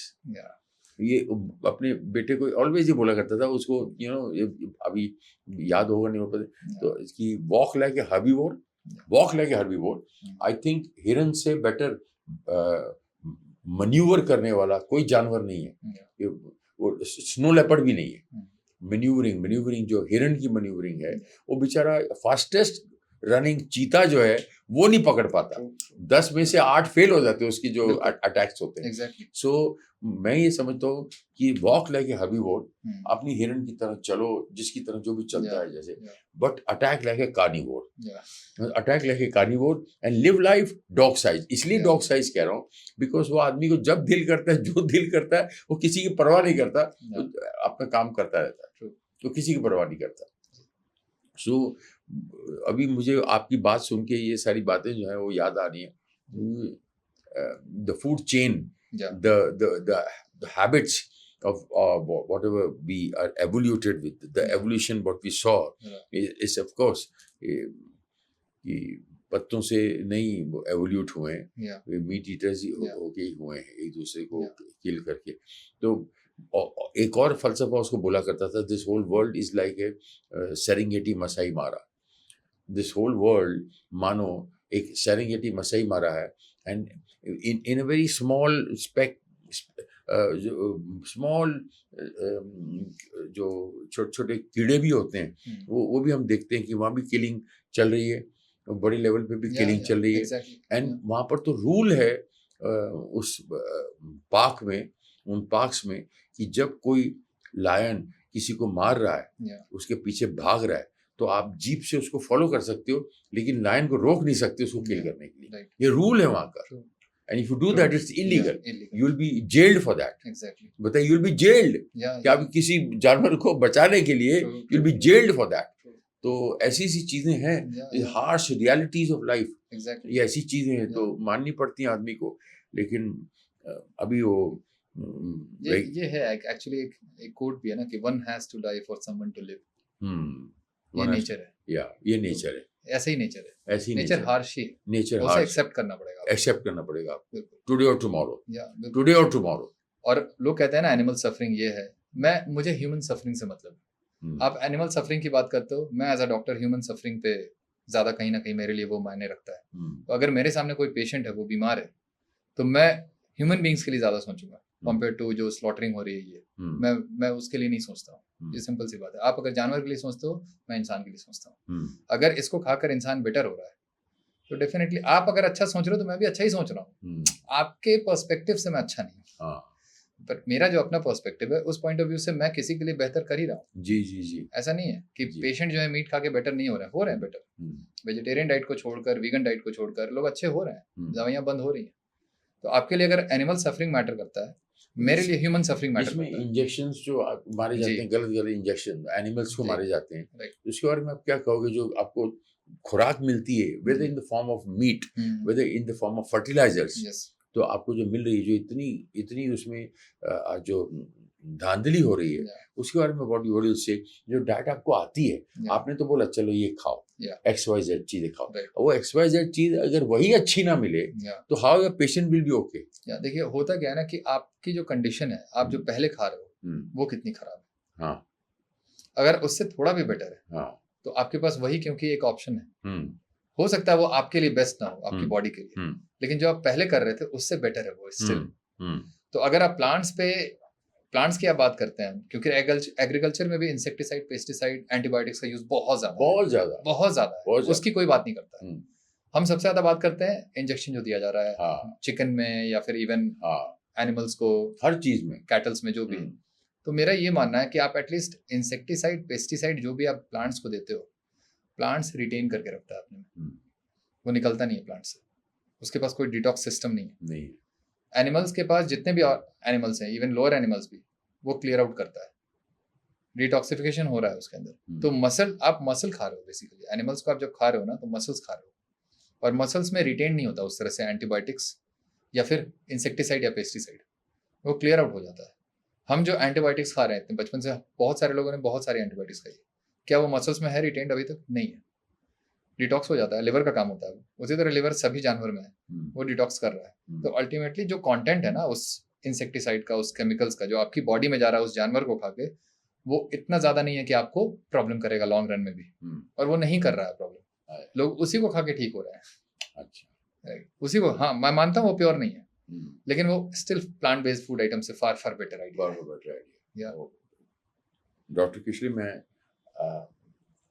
Technical terms तो नहीं जानता, या लेकिन मैं 2-3 चीज़ें ऐसी मन में हैं कि कौन सी ब्लड रिपोर्ट जो इंसान को डरा देती है, या और अगर सिर्फ 3 हेल्थ टेस्ट कराने हो तो वो कौन से होने चाहिए? या हाँ, इसको पहले इस पे थोड़ा सा आप रोशनी डालिए। देखिए, सबसे पहला जो इस पे बात करते हैं, कौन सा टेस्ट रिपोर्ट जो है डरा देता है यूजुअली, और एक्चुअली जिससे डरने की जरूरत नहीं है आपको, तो वो होता है कोलेस्ट्रॉल लेवल्स। ओके। आप देखते होंगे एक लिपिड प्रोफाइल होता है, लिपिड पैनल, हाँ जी। और उसके अंदर आता है टोटल कोलेस्ट्रॉल, LDL C जिसको हम बैड कोलेस्ट्रॉल के नाम से भी जानते हैं, एक HDL C होता है जिसे हम गुड कोलेस्ट्रॉल के नाम से जानते हैं, फिर एक VLDL होता है, देन ट्राइग्लिसराइड्स। ये सारे पैरामीटर्स होते हैं। ये बेसिकली ये 5 पैरामीटर्स ही मेजर ये पैरामीटर्स होते हैं लिपिड पैनल में। तो मुझे इन जनरल मैं हमेशा कहता हूँ कि लिपिड पैनल का बहुत ज़्यादा इंपॉर्टेंस नहीं है। आप उसमें कुछ भी आप देख रहे हो, अल्टीमेटली एक पैरामीटर है जो इंपॉर्टेंट होता है, वो होता है VLDL। और VLDL आपका बताता है कि आपकी डाइट में कार्बोहाइड्रेट कितना ज़्यादा है। अगर आपका VLDL हाई है तो डेफिनेटली ट्राइग्लिसराइड्स भी हाई होगा। तो आप अगर VLDL देख रहे हो तो आपको अलग से ट्राइग्लिसराइड देखने की जरूरत नहीं है, क्योंकि VLDL जितना होगा उसको आप 5 से मल्टीप्लाई कर दो, वो ट्राइग्लिसराइड का वैल्यू होता है। अच्छा। तो अगर VLDL हाई है मतलब आपके डाइट में कार्बोहाइड्रेट बहुत ज़्यादा है, आपको ये बता रहा है कि आपकी डाइट में कार्बोहाइड्रेट कम करना है डायरेक्टली, क्योंकि VLDL प्रॉब्लम नहीं है, वो एक मार्कर है, और उस मार्कर को आप डायरेक्टली फिक्स मत करो। आप वो बता रहा है कि आपकी डाइट में कार्ब्स ज़्यादा, तो आप कार्ब्स को फिक्स करो, कार्ब्स के इनटेक को कम करो, वो पैरामीटर अपने आप फिक्स हो जाएगा। अब बात करते हैं कोलेस्ट्रॉल पे। कोलेस्ट्रॉल का उसका कोई प्रॉब्लम नहीं है हमारी बॉडी में, इट डजंट कॉज एनीथिंग, है ना। आप जो बोलते हैं कि कोलेस्ट्रॉल कॉजेज हार्ट डिजीज और भी बहुत सारी प्रॉब्लम्स होते हैं कोलेस्ट्रॉल बढ़ने से, स्ट्रोक हो सकता है, ऐसा कुछ नहीं होता है। वो सारा ये सब प्रोपेगेंडा है। कोलेस्ट्रॉल से कोई बीमारी नहीं होती। अगर आपका कोलेस्ट्रॉल हाई है तो कुछ लोगों में आप देखोगे वो प्लांट बेस्ड डाइट पे भी होते हैं, उनका भी कोलेस्ट्रॉल हाई रहता है। ऐसा नहीं है कि सभी लोग एनिमल फूड पे हैं और तब उनका कोलेस्ट्रॉल हाई है। बहुत सारे वेजिटेरियंस का भी हाई रहता है कोलेस्ट्रॉल। तो कोलेस्ट्रॉल जो है ना, लार्जली वो जेनेटिकली डिटरमिन्ड चीज़ है। अगर आपका जेनेटिक्स वैसा है जो आपके ब्लड में उतने कोलेस्ट्रॉल को रखना चाहता है तो वो बॉडी रखेगी आपके लिए। आप आर्टिफिशियली उसे कम करें या ना करें उससे फर्क नहीं पड़ता है, क्योंकि हार्ट डिजीज सिर्फ कोलेस्ट्रॉल के बढ़ने से नहीं हो रहा है, सिर्फ नहीं, एक्चुअली उससे हो ही नहीं रहा है। अच्छा। कोलेस्ट्रॉल का बढ़ना जो है वो एक एसोसिएशन है। बाप रे। हो सकता है अगर आपकी बॉडी में मेटाबॉलिक डिसरेगुलेशन हो रहा है, कुछ गलत तरीके से मेटाबॉलिज्म अगर रन कर रहा है आपकी बॉडी में, तो वो उसके रिस्पॉन्स में हो सकता है उसका लेवल बढ़ जाए, लेकिन डायरेक्टली वो आपको हार्ट डिजीज दे नहीं रहा, डायरेक्टली वो आर्टरीज में आपके प्लाक नहीं बना रहा। Very good. सुनिए, ध्यान से सुनिए, जो कितना बड़ा मिसकंसेप्शन है ये, देखो क्लियर कीजिए। राइट। तो इसलिए कोलेस्ट्रॉल का लेवल जब बढ़ा हुआ है तो आप उसको तो देखिए ही मत। अगर वो बढ़ा हुआ है तो वो कम होना होगा, हो जाएगा। अगर नहीं भी कम हो रहा है तो आप ये मान लीजिए कि हम उसे फिक्स नहीं करेंगे। इवेंचुअली आप अगर प्लांट बेस्ड डाइट पे हो, हाई कार्ब डाइट पे हो, तो वो आपको एनीवे फिक्स करना है उस चीज़ को। अब उसको फिक्स करते हुए अगर आपका कोलेस्ट्रॉल हाई हो या लो हो, उसे आपको एक्सेप्ट करना है। लेकिन आप प्लांट बेस्ड डाइट लेते हुए अगर आपका कोलेस्ट्रॉल लो भी है या नॉर्मल भी है तो भी आपको डाइट चेंज करनी है। राइट। तो कोलेस्ट्रॉल कहीं से भी डिसाइड ये नहीं करता कि आपकी बॉडी में कुछ प्रॉब्लम चल रही है या नहीं चल रही है। ये एक बात हो गई। इसलिए सबसे useless, most useless test you can do for yourself is lipid panel. वो कुछ नहीं बताता आपकी बॉडी में, बस एक पैरामीटर को मैंने तवज्जो दी, वो है VLDL, जो आपके कार्बोहाइड्रेट इनटेक को डायरेक्टली बताता है, रिफ्लेक्ट करता है। तो ये एक टेस्ट मोस्ट यूजलेस टेस्ट है मेरी नज़र में, और सबसे ज़्यादा लोग परेशान इसी टेस्ट को लेकर हैं। अच्छा। आप देखेंगे राइट, क्योंकि हेल्दी लोग भी जिनको डायबिटीज़ नहीं, हाइपरटेंशन नहीं है, कोलेस्ट्रॉल हो सकता है उनका थोड़ा हायर साइड हो, और वो परेशान है। आप डॉक्टर के पास जाएंगे, वो सीधा बोलेंगे स्टैटिन्स ले लो। कोई रोल नहीं है उसका। स्टैटिन्स आप लोगे तो उससे फिर आपके बहुत सारे मेटाबॉलिक डिसरेगुलेशन आते हैं, डिमेंशिया होगा, मसल्स में क्रैम्प्स, माइल्जिया होगा, राइट। बहुत सारे साइड इफेक्ट्स हैं। इवन इतना मिसगाइड क्यों करते हैं डॉक्टर्स? क्योंकि देखिए, जो मेडिकल जो हमारा करिकुलम है ना, वो फार्मा लॉबी के थ्रू चलता है। क्योंकि हमारा जो एकेडमिक करिकुलम है ना, वो भी बास्टर्डाइज्ड ही है। वो फार्मा इंडस्ट्री ने बताया कि भाई ये प्रॉब्लम होगी तो ये मेडिसिन खा लो। एक्चुअल रूट कॉज के लिए जो सोल्यूशन है वो कहीं ना कहीं डाइट से ही है। तो इसलिए हमारे सिलेबस में ना बहुत ज़्यादा आप देखोगे अमेंडमेंट भी नहीं होता है। रिसर्चेज आते हैं, रिसेंट एडवांसेज आते हैं, एक से एक डिवाइस आएगा, इक्विपमेंट्स आएंगे सर्जरी के लिए, एक से एक पिल्स आएंगे, लेकिन बेसिक लेवल पे आपको एज अ फाउंडेशन क्या करना है डाइट में, उस पे हमारे करिकुलम में कभी आएगा ही नहीं। क्योंकि माय क्योंकि गॉड, हाँ, सच ए विशियस सर्कल। क्योंकि देखिए आप हेल्दी करने में आप पैसा नहीं है ना इसमें, आप किसी को अगर हेल्दी कर रहे हो तो इससे पैसा नहीं है, हाँ, क्योंकि आप एक बार आप हेल्दी हो गए तो हाँ। फिर आप कस्टमर रहे नहीं किसी के। बाप रे बाप रे बाप रे बाप। तो इसलिए ये मेडिकल टेक्स्ट बुक में ये सब कभी आएगा नहीं एक्चुअली, और आएगा भी तो वो मेरे जैसे इंसान जब बहुत ज्यादा हो जाएंगे कोई रिवोल्यूशन आएगा, क्योंकि इसके लिए ना रिफॉर्म नहीं चाहिए, रिवोल्यूशन चाहिए एक्चुअली। बाप रिफॉर्म तो बहुत लोग ला रहे हैं, बाप राइट? बाप तो सिस्टम को उखाड़ के फेंकने वाला जो काम होता है ना, वो बाप- रिवोल्यूशन होता बाप रे बाप रे बाप रे बाप है। रे मुझे वो काम करना है, बाप रे मुझे रिफॉर्म नहीं चाहिए, बाकी लोग रिफॉर्म ला रहे हैं, मैं आपके साथ हूँ, या मुझे रिवोल्यूशन चाहिए। Please count me in, thank you, count me in. Thanks for your participation. अभी इसके लिए मुझे आपका पेशेंट बनना पड़ेगा या नहीं नहीं, वो या जरूरत नहीं है। आपका आपका क्या कहते हैं, कंपाउंडर बनना पड़ेगा, आई डोंट जी। माइंड, जी I don't mind, I don't जी। माइंड, या आपका चेला बनना पड़ेगा तो भी आई जी। डोंट माइंड, जी I don't mind. This is amazing, मैं जी। पहली बार ये सुन रहा हूँ यार, बहुत I am so happy, Yeah. I am so happy. फिर आपने पूछा कौन से 3 हेल्थ टेस्ट होते हैं जो हाँ। आपको कराने चाहिए, हम्म, तो मैं ये बता दूं, हेल्थ टेस्ट जैसी चीज कुछ होती नहीं है। आप जो भी टेस्टिंग करते हो ना, वो स्क्रीनिंग टेस्ट होता है, ये जानने के लिए कि आप बीमार हो या नहीं। अच्छा आप हेल्थ जानने के लिए, हेल्थ के असेसमेंट के लिए आप टेस्ट नहीं कर रहे हो, अच्छा, आप ये जानना चाहते हो कि आप बीमार हुए हो या नहीं हो नहीं हुए। बीमार, जैसे डायबिटीज हुआ या नहीं बाप- हुआ है, बाप रे, हाइपरटेंशन है या नहीं है, बाप रे, समझ रहे हो? तो हेल्थ टेस्ट जैसी चीज कुछ होती नहीं है। ओहो, हेल्थ चेकअप कुछ नहीं होता ना, आप स्क्रीनिंग कर रहे हो देखने के लिए कि भाई हमें कहीं डायबिटीज तो नहीं हो गया, कहीं हाइपरटेंशन तो नहीं हो गया, हाँ, राइट? हाँ। तो या थायराइड का इशू तो नहीं है। तो ये सारे जो टेस्ट हैं ये हेल्थ टेस्ट नहीं है। मेरे पीछे पड़ के लोग कहते हैं आपको वो B12 लेना है, वो कहते हैं आपका वो बहुत कम है, आपने उस सूरज की किरण बहुत कम ली है। विटामिन डी, हाँ, विटामिन डी का जो विटामिन डी। टैबलेट्स आती है छोटी छोटी, वो right. सिल्वर कलर की कोई टैबलेट्स आती है, होती है, खाने से 2 दिन में 2 लेनी पड़ेगी आपको, बड़ी Yeah. प्रॉब्लम। वो 50 पॉइंट्स होने आपके 5 पॉइंट है, ओके, एकदम मार्जिन पे आ गया है। Yeah. अच्छा लीजिए, वो डरा दिया उन्होंने। मैंने कहा यार ये क्या है, समझ में नहीं आया। अब सूरज नहीं लेते, सन नहीं लेते, जी, एसी में बैठते हो, इधर स्टूडियो में एसी, घर में एसी, कार में एसी, तो आप उकसा रहे हैं कि मैं क्रिस्टियानो रोनाल्डो बनूं और बाहर जी। जाके सूरज में भागूं। अब आपने विटामिन डी की चर्चा की तो मैं उस पर भी बात करूंगा। हाँ। तो पहले ये सो कॉल्ड हेल्थ टेस्ट पे बात कर लेते हैं। बाप रे, सो कॉल्ड हेल्थ टेस्ट, बाप रे बाप। तो Amazing. आप तो ये सो कॉल्ड हेल्थ टेस्ट का नाम, मैं नाम देता हूँ इसको डिजीज टेस्ट, है ना? मारेंगे sickness test. डॉक्टर आपको पकड़ के। ये सिकनेस टेस्ट है, ठीक है? ऐसे लोग तो आपको पकड़ के मारेंगे, देखो जो डॉक्टर में बिलीव करते हैं। Yeah. कोई बात होती है, पीली काली दवाई लेने भाग जाते हैं। Yeah. मी दवा खाना मध्ये आहे, मी दवा खाना न जातो। अबे दवा खाना में कुछ नहीं मिलता है यार, दवा खाने में क्या मिलता है? मैं तो कभी- सुनो समझो मैं उसको, actually- आपके लिए बोल रहे हैं, आपके लिए सुनो और समझो। मैं एक्चुअली डॉक्टर्स के एंटी हुई नहीं। नहीं आप Right. आप इंसानों के साथ हो, बिल्कुल, किसी का बिल्कुल। एंटी नहीं हुए। Yeah, तो बिल्कुल, मैं तो exactly. मैं समझ रहा हूँ ना आपकी बात डॉक्टर्स को लगता है कि ये डॉक्टर जो है हमारे मेडिकल कम्युनिटी के अगेंस्ट यही बोलता मैं है। प्रार्थना करता हूँ, मेरी बात कोई समझ ले तो मैं तो True, कल्याण हो true. जाए मेरा तो। मैं ये चाहता हूँ कि आप जो प्रैक्टिस कर रहे हो ना, आप अपने प्रैक्टिस में बदलाव लाओ। हम्म, आप डॉक्टर हो, बहुत अच्छी बात है, आप हाँ। डिजीज को डायग्नोज करते हो, हाँ। आप ट्रीट करने के लिए आप अरे पैसे एंटाइटल्ड हो। कमाने के लिए यू बिकम राक्षस हो जाते हो आगे। राइट राइट, बिल्कुल। For the sake of this 2 टके की नौकरी में लाखों का सावन जाए, Yeah. वैसा चक्कर हो जाता है। Yeah. पैसे कमाने के लिए हाँ? बिल्कुल। ये ये कहना टेस्ट, चाहता मैं दवाखाने में बैठी हूँ, मेरे को टेस्ट कराना है 1200 रुपया, मेरे को टेस्ट कराना है 1200, तो मैं बोला दवा, ये दवा खाना तेरा। तो उस डिजीज सिकनेस टेस्ट पे बात कर लेते हैं। तो उसमें मैं यही बोलता हूँ कि आप जो बेसिक जो 3 टेस्ट आपने पूछा, तो मैं उसमें बता देता हूँ कि आप डायबिटीज के लिए आप टेस्ट करा लो, HbA1c जो होता है, और आप अपना एक फास्टिंग इंसुलिन भी देख सकते हो।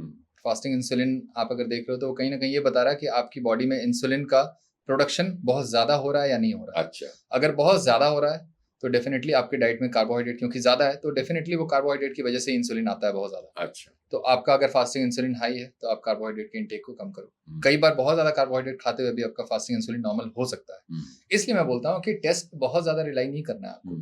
आप जानते हो कि भाई ये कार्बोहाइड्रेट हमारी बॉडी के लिए रिक्वायर्ड नहीं है न्यूट्रिशनली, तो आप उसे खाओ, बट उससे तवज्जो मत दो, उससे इंपॉर्टेंस इतना मत दो कि आप डाइट में 70% खा रहे हो। ठीक है, राइट? तो आपके लिए टेस्ट जो है इमटेरियल हो जाता है बेसिकली, क्योंकि आपको पता है कि आपका फास्टिंग इंसुलिन नॉर्मल स्टिल रह सकता है हाई कार्ब डाइट पे भी। हाँ। तो एक HbA1c की डायबिटीज के अराउंड आपने एक टेस्ट कर लिया, फिर एक थायराइड प्रोफाइल टेस्ट कर लिया, और एक जो टेस्ट है जो हेल्थ टेस्ट में मैं इंक्लूड करता हूँ एक्चुअली, वो होता है आयरन पैनल। आयरन लेवल्स आप जरूर टेस्ट किया कीजिए, और विटामिन B12 और न्यूट्रिएंट स्टैंड पॉइंट से अगर आप देखें तो एक विटामिन B12 भी होता है, विटामिन डी भी होता है। ये दोनों की टेस्टिंग भी इंपॉर्टेंट है हेल्थ स्टैंड पॉइंट से, लेकिन मैं इसको इंपॉर्टेंस इसलिए नहीं देता हूँ क्योंकि विटामिन B12 आपका फॉल्सली एलिवेटेड बहुत सारे केसेस में होता है। हो सकता है आप विटामिन B12 डेफिशिएंसी हो आपको, लेकिन ब्लड में बढ़ा हुआ है, तो वो ट्रू पिक्चर आपको नहीं देता है कई बार। और ये सब मैं अपने YouTube चैनल पे बहुत डिटेल में मैं बात करता हूँ, इसलिए बहुत ज्यादा हम डिटेल में बात करेंगे नहीं। बस ये मैं बोलूंगा कि आप B12 पे रिलाई नहीं कर सकते हो ब्लड लेवल देखकर। विटामिन डी के साथ भी ऐसा कुछ है जो आपने बोला कि आपके डॉक्टर्स बोलते हैं कि धूप, सनशाइन, ये सब आपकी कमी है, आप दिन भर एसी में रहते हो, गाड़ी में रहते हो, घर पे रहते हो, तो विटामिन डी बढ़ाने के लिए आप सनलाइट का एक्सपोजर लो। मैं बता दूं आपको, सनलाइट के एक्सपोजर से भी विटामिन डी का लेवल बहुत ज्यादा नहीं बढ़ता है ब्लड में, फर्क नहीं पड़ता उससे। अच्छी चीज है, सनलाइट का एक्सपोजर लेना अच्छी चीज है, दूसरे तरीके से, not directly because of vitamin D. आपको नाइट्रिक ऑक्साइड का भी सिंथेसिस होता है जो ब्लड वेसल को डायलेट करता है और उससे आपका ब्लड प्रेशर कम होता है। तो एक्चुअल जो बेनिफिट है ना सनलाइट का, वो आपका not because of vitamin D है, वो बिकॉज ऑफ नाइट्रिक ऑक्साइड। और वही आपके जो रक्तचाप होता है ना, जो बेसिकली ब्लड वेसल्स होते हैं, उससे वो रिलैक्स कराता है, तो ब्लड प्रेशर आपका कम होता है उससे। और वो एक्चुअल बेनिफिट है, वो एंटीऑक्सीडेंट की तरह काम करता है आपकी बॉडी में, वो भी। तो इसलिए आपका विटामिन डी अगर लो है तो आपको डायरेक्टली बढ़ाने के लिए डॉक्टर सप्लीमेंट दे देते हैं कि आपको हफ्ते में एक बार लेना है, 60,000 पावर का आता है, और या फिर इंजेक्टेबल फॉर्म में भी आता है 6 लाख पावर में, जो बोलते हैं कि एक बार आप ले लो फिर बार बार लेने की जरूरत नहीं पड़ेगी। करेक्ट। तो मैं कहता हूं कि विटामिन डी अगर आपका लेकर के अगर आपको लगता है कि आप में कुछ सिग्निफिकेंट कोई इंप्रूवमेंट आ जाएगा, तो वो होता नहीं है। अच्छा, राइट। जैसे आप बता रहे हो अपना, आपका 5 था समथिंग कुछ विटामिन डी, आपको मैं बोलता हूँ कि आप कल ले लो, मैं आपको बोलूंगा कि आप ले ही लो कल, आप कोई चेंज एक्सपीरियंस करोगे नहीं, कोई चेंज नहीं आएगा उससे। क्योंकि जो लो विटामिन डी है ना, लो विटामिन डी का जो स्टेटस है वो पुअर मेटाबॉलिज्म की वजह से है। अच्छा, तो जब तक आप एंटायर मेटाबॉलिज्म को फिक्स नहीं करोगे, आपका विटामिन डी का लेवल अप नहीं होगा। वाह वाह वाह, वेरी वेल सेड। और उसे अब अगर आपने कर भी लिया आर्टिफिशियली, तो वो कोई मेजर चेंज नहीं लाएगा आपकी बॉडी में, कोई फर्क नहीं पड़ेगा। तो अभी आप ऑलरेडी अगर बढ़िया फील कर रहे हो, तो मेरा यही कहना है कि आपको विटामिन डी लेने की जरूरत नहीं है, क्योंकि उसको लेके भी कुछ फर्क नहीं पड़ेगा। लेकिन लो विटामिन डी के साथ आपको और भी कोई प्रॉब्लम है, तब आप डेफिनेटली डाइट पे काम करें, विटामिन डी अपने आप बढ़ेगा। और उसके बाद सप्लीमेंटेशन की जरूरत पड़ती नहीं है। जिस डाइट को मैं बताता हूँ उस पर विटामिन डी सप्लीमेंटेशन की जरूरत नहीं है। अच्छा। एक कंडीशन होता है जिसको हम बोलते हैं रिकेट, जो विटामिन डी डेफिशिएंसी की डायग्नोसिस होती है। तो अगर उस तरह की कोई क्लिनिकल परफेक्ट, मतलब प्रिसाइज वे में आपके पास कोई डायग्नोसिस है, तब आप डेफिनेटली लो, वो इंडिकेशन है, एब्सोल्यूट इंडिकेशन है वो। ये ऐसे ब्लड में बस normal, so called normal range में ले आने से और ये हो जाएगा वो हो जाएगा, कुछ हो नहीं रहा है किसी को। इसलिए मैं उस चीज का एडवोकेट नहीं हूँ कि आपको ब्लड नंबर को फिक्स करना है, आप मेटाबॉलिज्म को फिक्स करो, मेटाबॉलिज्म फिक्स करो। तो इसलिए विटामिन डी, विटामिन B12 बहुत ज्यादा इंपॉर्टेंट नहीं है, बहुत ज्यादा इंपॉर्टेंट नहीं है। एक अगर आप एक्चुअल डेफिशिएंसी आप देख पाते हो ब्लड में देखकर, तो वो आयरन डेफिशिएंसी होता है। तो हेल्थ टेस्ट में बस एक ही टेस्ट में बोलता हूँ, एक कंप्लीट हीमोग्राम करा लो जिसमें CBC आता है और एक आयरन पैनल उसके साथ आता है। अगर आप ये करा लोगे तो आपको पता लग जाए कि आयरन लेवल इनफ है या नहीं। जिसे लोग कहते हैं कि मेथी खाओ और पालक की सब्जियां खाओ आयरन के लिए। जी, कुछ नहीं होगा, उससे पेट खराब ही होगा। अरे बाप रे बाप, आप कमाल के डॉक्टर है। बाप रे। तो फिर आपका क्या इलाज है? देखिए, जो प्लांट्स में जो आयरन है ना, वो नॉन हीम आयरन होता है, और non heme iron bio absorbable नहीं होता, बायो अवेलेबल नहीं होता, वो बॉडी उसे एब्जॉर्ब नहीं कर पाती बहुत। बाप रे बाप रे बाप। तो आपके पेट में वो जा रहा है जरूर खाने के थ्रू, लेकिन वो ब्लड में नहीं पहुंच पा रहा। अच्छा। वो आपके सेल तक नहीं पहुंच पा रहा। बाप रे बाप। तो एक होता है ना कि bio available form, non bio available form. तो प्लांट्स इन जनरल जो है ना, लेस बायो अवेलेबल है हमारे लिए। अच्छा। Nutrition wise. अच्छा। तो हम प्लांट्स में जो भी न्यूट्रिएंट है, वो मैग्नीशियम हो, जिंक हो, क्रोमियम हो, कैल्शियम हो, सारा लेस बायो अवेलेबल फॉर्म है हमारे लिए। इसलिए जब भी आप वेजिटेरियन या वीगन डाइट पे होते हो, आपको न्यूट्रिशनल डेफिशिएंसी होनी है, फिक्स है। बाप रे बाप रे बाप रे। वो होगा ही होगा। My God. तो अगर आप पहला डॉक्टर ऐसा देखा है मैंने। अरे बाप, अमेजिंग अमेजिंग अमेजिंग। आप तो दुनिया को नॉनवेज बना के छोड़ोगे। बाप रे। और आप विश्वास नहीं करोगे सुदेश जी, मतलब बहुत सारे लोग जो हार्डकोर वेजिटेरियन, हमारे सामने भी जो बैठा है, ये प्योर नॉनवेज है। फिश ईटर्स हैं, they are pure fish eaters. Healthy रहते हैं बिल्कुल। ये कभी बीमार नहीं होते। ये कभी कभी बोलते हैं दवा खाना, लेकिन अदरवाइज नहीं होते। 5 साल में एक बार बोलते हैं ऐसे जी। नहीं, ये तो मैं मानता हूँ, ये तो मानता हूँ। तो इसलिए मतलब मेरा बस गोल ही यही है कि आप अगर वेजिटेरियन डाइट पे और बीमार हो तो हम्म। प्लीज आप अपनी डाइट को बदल लो, बाप रे बाप। बस। और मैं कुछ नहीं चाहता हूँ, मुझे एंटायर यूनिवर्स को, पूरे वर्ल्ड को बदलने की जरूरत नहीं है। जरूरत नहीं। बीमार लोग ठीक कर लें खुद को, करेक्ट करेक्ट। राइट। अगर आप किसी की जेनेटिक्स बहुत अच्छी हो सकती है, आप वेजिटेरियन डाइट पे बहुत बढ़िया कर सकते हो, और Correct. ऐसे लोग हैं भी, हाँ। ऐसा नहीं है, बट वैसे लोग बहुत कम है। कम। मैं भी 80% वेजी हूँ। एग्जैक्टली, मैं तो नॉनवेज कहाँ खाता हूँ। Right right. 20% है मेरा, भी कभी कभी। कभी कभी I don't run after non veg. या मिल गया तो खा लेता हूँ। बिल्कुल। और अब Yes. मैं कोई वो नहीं हूँ, मैं कोई Yes. फिश खिला दे प्यार से, या मैं खा लेता हूँ। ट्रू। लेकिन अदरवाइज भागता नहीं पीछे पीछे यस कि मुझे आज ये फिश खानी है, मुझे मीट खाना है। या तो वही बात हो गई, जो प्लांट्स में जो नॉन हिमायन है ना, उससे बॉडी अब्जॉर्ब नहीं कर पाती। तो आपको उस नॉन हिमायन को अपने लिए रिक्वायर्ड क्वांटिटी में खाने के लिए buckets and buckets of spinach, even other जो लेंटिल्स लेग्यूम्स हैं, वो खाने पड़ेंगे आपको। फिर आपका पेट खराब हो जाएगा, उतना खा नहीं सकते। एवोकाडो जो भी है कहते हैं, या राजमा हो गया, या फिर बहुत सारी चीजें हैं जो हम बोलते हैं कि इसमें नॉन हिमायन है, आयन है। नॉन हिम का हम नाम नहीं लेते क्योंकि नॉन हिम अपने आप में उसके साथ है कि भाई नॉन हिम है, ये एब्जॉर्ब नहीं होता, इसलिए हम आयन सिंपली बोलते हैं। आयन बोलते हैं, करेक्ट राइट। और ये इससे जो है ना, जो ऑडियंस जानती नहीं है इसके बारे में, इंफॉर्मेशन नहीं है, वो मान लेती है कि दोनों बराबर है, प्लांट्स हो या एनिमल हो, आयन ही है ना। सही बात है। आपको ये डिफरेंशिएट करना है कि नॉन हीम है, वो एब्जॉर्ब नहीं होगा। इवन अंडे में भी नॉन हीम आयन होता है। वो एनिमल प्रोडक्ट होते हुए भी आप एग्स खा करके अपने आयन लेवल को अप नहीं कर पाओगे। बाप रे। तो फूड के टर्म्स में आपको हमेशा एग वाइट और the entire eggs, entire egg, हाँ एंटायर एग्स आपका non heme iron. Non heme, my God, my almost. तो हीम आयन के लिए आपको मीट खाना ही पड़ेगा। बाप रे बाप रे बाप। और रेड मीट स्पेशली। ओहो ओ तेरी। कैट स्कैन जिसे कहते हैं, एंड द कोलेस्ट्रॉल रिपोर्ट, इन दोनों में से कौन सा ज्यादा इम्पोर्टेंट है? कोलेस्ट्रॉल के बारे में तो मैंने बता दिया बताया सभी को कि वो तो इमटेरियल है कंप्लीटली, उसको कोई लेना देना नहीं है। मतलब हाँ। उसको देख करके आपको आपके हेल्थ के बारे में कुछ वो नहीं बता रहा है। ओके। अगर एक्सट्रीमली लो है देन डेफिनेटली वो डेंजरस हो सकता है आपके लिए, क्योंकि लो कोलेस्ट्रॉल होगा तो हार्मोन्स, जितने भी हार्मोन्स के प्रोडक्शन है वो कॉम्प्रोमाइज होंगे। टेस्टोस्टेरोन और भी जितने कोलेस्ट्रॉल डिराइव्ड जो भी सब्सटेंस जो बन रहे हैं, जैसे नॉर्मली बाइल बनता है जो फैट के डाइजेशन में बहुत इंपॉर्टेंट रोल प्ले करता है, तो ये सारा कुछ, इवन विटामिन डी, सारा कोलेस्ट्रॉल से बनता है। तो अगर आपका एक्सट्रीमली लो है तो डेफिनेटली डेंजरस है। लेकिन हाई है तो उससे कोई प्रॉब्लम नहीं है। तो अगर आप कोलेस्ट्रॉल टेस्ट करा रहे हैं और लो है, तब डेफिनेटली आपको अलर्ट हो जाना है कि भाई कुछ तो प्रॉब्लम है, इतना लो क्यों है। लेकिन हाई है तो परेशान नहीं होना है। राइट। ये कोलेस्ट्रॉल की बात हो गई। सीएसी की बात करते हैं। सीएसी स्कैन एक्चुअली आपका एक सिंपली ना हार्ट का एक, आप कह सकते हो कि एक सीटी स्कैन है, जो आपके आर्टरीज के अंदर जो कैल्सिफिकेशन हो रखा है, प्लाक्स बनते हैं, प्लाक्स के ऊपर जब कैल्शियम का डिपॉजिट हो जाता है तो वो हार्ड प्लाक बोलते हैं उसे। और वो बेसिकली वो डिटेक्ट कर रहा है कि आपके आर्टरीज के अंदर वो कैल्सिफाइड प्लाक है या नहीं है। तो आपको उससे पता लगता है कि एथेरोस्क्लेरोसिस जो डिजीज प्रोसेस है वो चल रहा है या नहीं चल रहा है। तो सीएसी में बस वही रिफ्लेक्ट होता है। तो एक्चुअली आप अगर ये देखना चाहते हो कि हार्ट डिजीज का प्रोसेस चल रहा है या नहीं चल रहा है, तो वो कोलेस्ट्रॉल लेवल देखने से नहीं पता लगेगा। अच्छा। बट कैट स्कैन में पता लग जाएगा अगर कैल्सिफाइड प्लाक है तो। क्योंकि कई बार प्लाक होते हुए भी अगर वो कैल्सिफाइड नहीं होगा तो भी सीएसी में डिटेक्ट नहीं होगा। My God. तो कुछ लोगों को आपका सॉफ्ट प्लाक है, हार्ड प्लाक नहीं है, और वो डायरेक्टली रप्चर कर जाता है। Means soft plaques are more prone to rupture, are more likely to rupture actually. तो वो अगर आपका रप्चर करेगा तो हार्ट अटैक हो जाएगा। तो कैल्सिफाइड जो है रिलेटिवली स्टेबल प्लाक होता है। तो वो अगर स्टेबल है तो एटलीस्ट आपको ये तो पता लग गया कि हाँ भाई प्लाक तो बन गया है मेरे अंदर, अब कुछ भी हो सकता है। बस इससे यही पता लगता है। कब आएगा वो इवेंट किसी को नहीं पता। बस इतना पता है कि प्रॉब्लम है अंदर, प्रॉब्लम है, आप उसका कुछ कर नहीं सकते डायरेक्टली।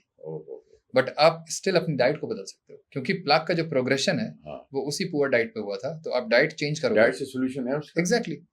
डाइट, उस प्लाक का प्रोग्रेशन रुक जाएगा ना आपका। और कुछ केसेस में, बहुत सारे मल्टीपल केस स्टडीज में देखा गया कि प्लाक का रिग्रेशन भी हुआ है, कम भी हुआ है बर्डन, प्लाक बर्डन। अच्छा। तो वो विद योर, नहीं मेरे साथ नहीं, मेरे साथ ये नहीं, विद योर डाइट। हाँ, इस diet, the kind of diet I advocate. Okay, you advocate. हाँ, यस। तो इस पे आपका रिग्रेशन होता है, रिवर्सल होता है। ओह, रिवर्सल भी होता है। एग्जैक्टली। वाह। हाँ, ये मुझे एक बहुत इम्पोर्टेंट, कहाँ जा रही है ये फ्यूचर, ये जनरेशन कहाँ जा रही है, व्हाट आर, कहाँ ये लाइफस्टाइल, ये थॉट प्रोसेस, कि हम जो कर रहे हैं बिल्कुल सही है, ये लाइफस्टाइल का फ्यूचर क्या, मतलब कहाँ जा रही, कैसे कैसे पूरे जनरेशन का क्या हाल होगा, इसको रुका कैसे जाए। चलो आप बोलते हो कि मैं ऐसे ऐसे ऐसे करूँगा, तो Yeah. आप तो टिप ऑफ द आइसबर्ग, कहाँ बैठे हो आप, किधर बैठे हो, yeah किधर बैठे हो आप, पता नहीं किस कोने में दुनिया के बैठे हो। yeah you are not, you see, Yeah. You are trying to do something, yeah you're trying to do something, you're advocating something very good for a human life। चलो किसी Yes. इंसान को आप हेल्दी बनाने के लिए बोल रहे हो, लेकिन जो हमारा सिस्टम है पूरा का पूरा, नीचे में जितनी दुकानें Yes. देखता हूँ नीचे पूरे सिस्टम में 99% जो है yeah plastic plastic plastic plastic, और अंदर पूरा poison poison, cancerous cancerous, even the liquids are all cancerous. कैसे कैसे कैसे सोल्यूशन हो, क्या सोल्यूशन होगा यार। चलो मोदी जी कहते हैं आप बाहर का नहीं खरीदो, सब ये फॉरेन के आइटम्स नहीं खरीदो, ये Yes. नहीं खरीदो, बहुत अच्छी, हम सुनते हैं, सब बातें सुनते हैं, वो तो कर ही रहे हैं। yeah ये सब खरीदो, ये चाइना का माल नहीं खरीदो, ये नहीं खरीदो, सारा ये नकली है, ये है वो है वो है, लेकिन सब तरफ भरा पड़ा है, पूरा मार्केट इतना बुरी तरह भरा पड़ा है yes. कि वो क्या करेगा, वो यंग जनरेशन करेगी क्या, क्या खाएगी, किधर जाएगी वो जो अंडा खाएगी लेके, अंडा पाव खाएगी, साला पाव में भी मैदा है, yeah सब हालत खराब, तो क्या खाएगी। मैं तो, मेरे को तो ये समझ में नहीं आता। आप वेज में भी आपने बोल दिया कि वो ऐसा है। yeah tell me what solution are your thoughts, Mhm. How can this revolution be, you know, थोड़ा सा इसको हम घी डालें या फायर Yeah, करें, yeah, या इसका सर पैर कहाँ से, how do we solute it, yeah, how we start the solution yeah, of this revolution, what I'm trying to tell you or what you are trying yeah, to। yeah. लेकिन मुझे ना अपने चीज़ों को लेके भरोसा बहुत है, और जब भी मैं कोई काम करता हूँ, मैं उसकी बड़ी इज्जत करता जी। हूँ, सॉरी मैं बात वो नहीं कर रहा, जी। मुझे भी मेरे बहुत भरोसा है Yeah. मेरी चीजों को लेके, मैं सब मानता हूँ। मैं कहता हूँ आपका थॉट क्या है Yeah. कि चलो मैं इसको, ये आग को कैलिफोर्निया जंगल फायर की तरह बढ़ाऊं कैसे, या यू सी बिल्कुल, how do I advocate, and उसको, इस आग को बढ़ाऊं कैसे, कैसे, Yeah. क्या रोड मैप है आपके मन के अंदर, क्या थॉट है। ये नहीं कि आप एक डिस्पेंसरी में बैठे और आपने 100 आदमी ठीक किए या 5000 आदमी ठीक किए और आप चले गए, इस Yeah. दुनिया से चले गए बूढ़े Yeah, हो गए। true, कितने आदमी ठीक करके गए, 5000 पीपल। बिल्कुल, दिस इज नॉट रेवोल्यूशन। या एग्जैक्टली, मैं तो कह रहा हूँ नीचे जो शॉप्स है, वो शॉप के अंदर जो माल पड़ा हुआ है, how do we change this system. मैं वही चाहता हूँ ना, मैं चाहता नहीं हूँ कि मैं जब तक हूँ तब तक ये चीजें हों, मैं जब ना रहूँ तो भी यही चीजें हों। हाँ, वो लेगेसी में चाहता हूँ। यस, मैं उस पे काम कर रहा हूँ। मेरा क्वेश्चन भी वही है। एग्जैक्टली। हाँ। तो मेरे साथ कोई ऐसा मैं टारगेट सेट करके नहीं रखा हूँ अपने लिए कि मुझे ये 10 साल में अचीव कर लेना है या हाँ, चेंज ले आना करेक्ट है। मुझे ऐसा लगता है कि मेरी खुद की जिंदगी बहुत लंबी होने वाली है, ये मेरा मानना है। मैं ऐसे ही सोचता ही हूँ। हाँ, और जब ऑब्वियसली मेरे पास कोई अभी हर्ज भी 60 नहीं है। कुछ हर्ज भी नहीं है। हाँ।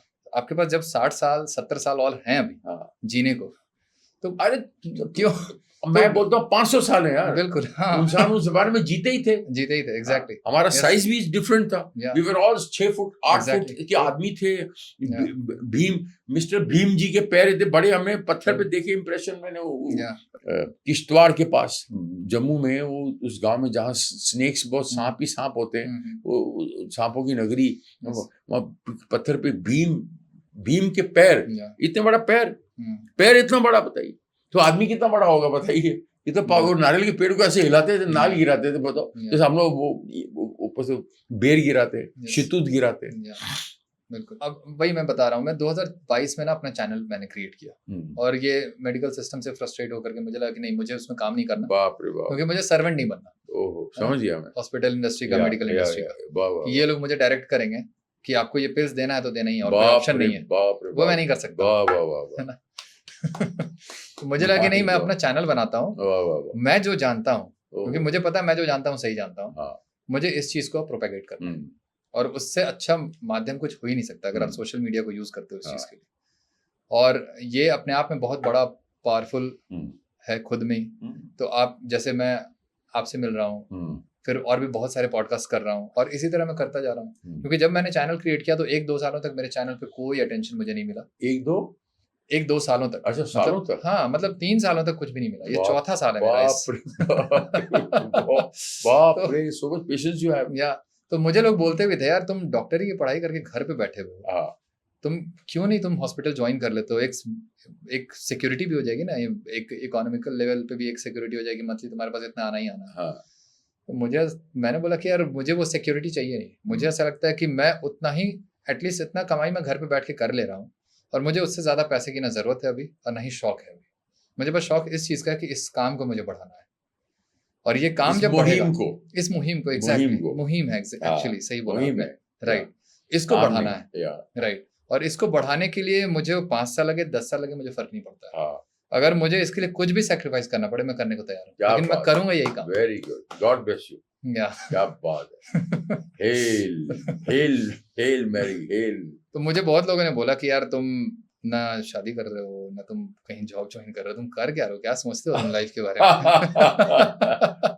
मुझे लगा मैं कुछ नहीं सोचता हूँ, बस यही सोचता हूँ, पूरे दिन मेरा इसी में जाता है, बाप रे, और कुछ मैं सोचता ही नहीं हूँ किसी चीज के बारे में। वेरी गुड यार, very तो good. इसलिए मेरे लिए तुम लोग परेशान मत हो, मैं जिस चीज के लिए परेशान तुम भी उसी चीज के लिए परेशान रहो। wow, मेरे पर्सनल लाइफ के मेरे लिए साथ परेशान जुड़ो। मत हो, एग्जैक्टली, हाँ, तुम उसमें जुड़ो मेरे साथ। हाँ। मैं शादी नहीं कर रहा हूँ तो बच्चे कब होंगे, ये हाँ। सब क्या छोटी मोटी हाँ। बात कर रहे हो यार। फ्लैट बनाना है, बंगला बनाना है, एग्जैक्टली। हाँ, तो मेरा ये मानना है कि आप बढ़िया काम करोगे, ऑनेस्टी से काम सुनो, करोगे, ध्यान से सुनो, बढ़िया काम करोगे, ऑनेस्टी से काम करोगे, पैसा तो बरसेंगे आप पे, लोग Correct. लुटाएंगे आप सही बात पे, देंगे आपको पैसा। अरे रतन क्यों टाटा जी बोलते थे find the Exactly. Purpose and the means will follow. बिल्कुल, आपका पर्पस करेक्ट होना चाहिए Exactly. ना, फिर और आप सुदेश जी आप मानोगे नहीं, ये थर्ड साल तक मेरा जो यूट्यूब चैनल था, हार्डली मेरा 2 से 3 हजार सब्सक्राइबर था मेरे पास, अच्छा। बस 3 साल में। हाँ। 4th ईयर से मैंने स्टार्ट किया ये पॉडकास्टिंग वगैरह करना, और उसके बाद से मेरे चैनल पे ग्रोथ आना शुरू हुआ, क्योंकि यूट्यूब बिना आपकी चीजों को प्रमोट नहीं करता अगर वो हाँ। एल्गोरिदम के अगेंस्ट है तो। मैंने इतने सालों में आज तक नहीं किया, बताओ, मुझे अभी करना पड़ेगा। Right, YouTube and all this. बिल्कुल। तो मेरे कंटेंट जो है ना वो शैडो बैन हो जाते थे, जाता ही नहीं था किसी के पास। समझ गया मैं।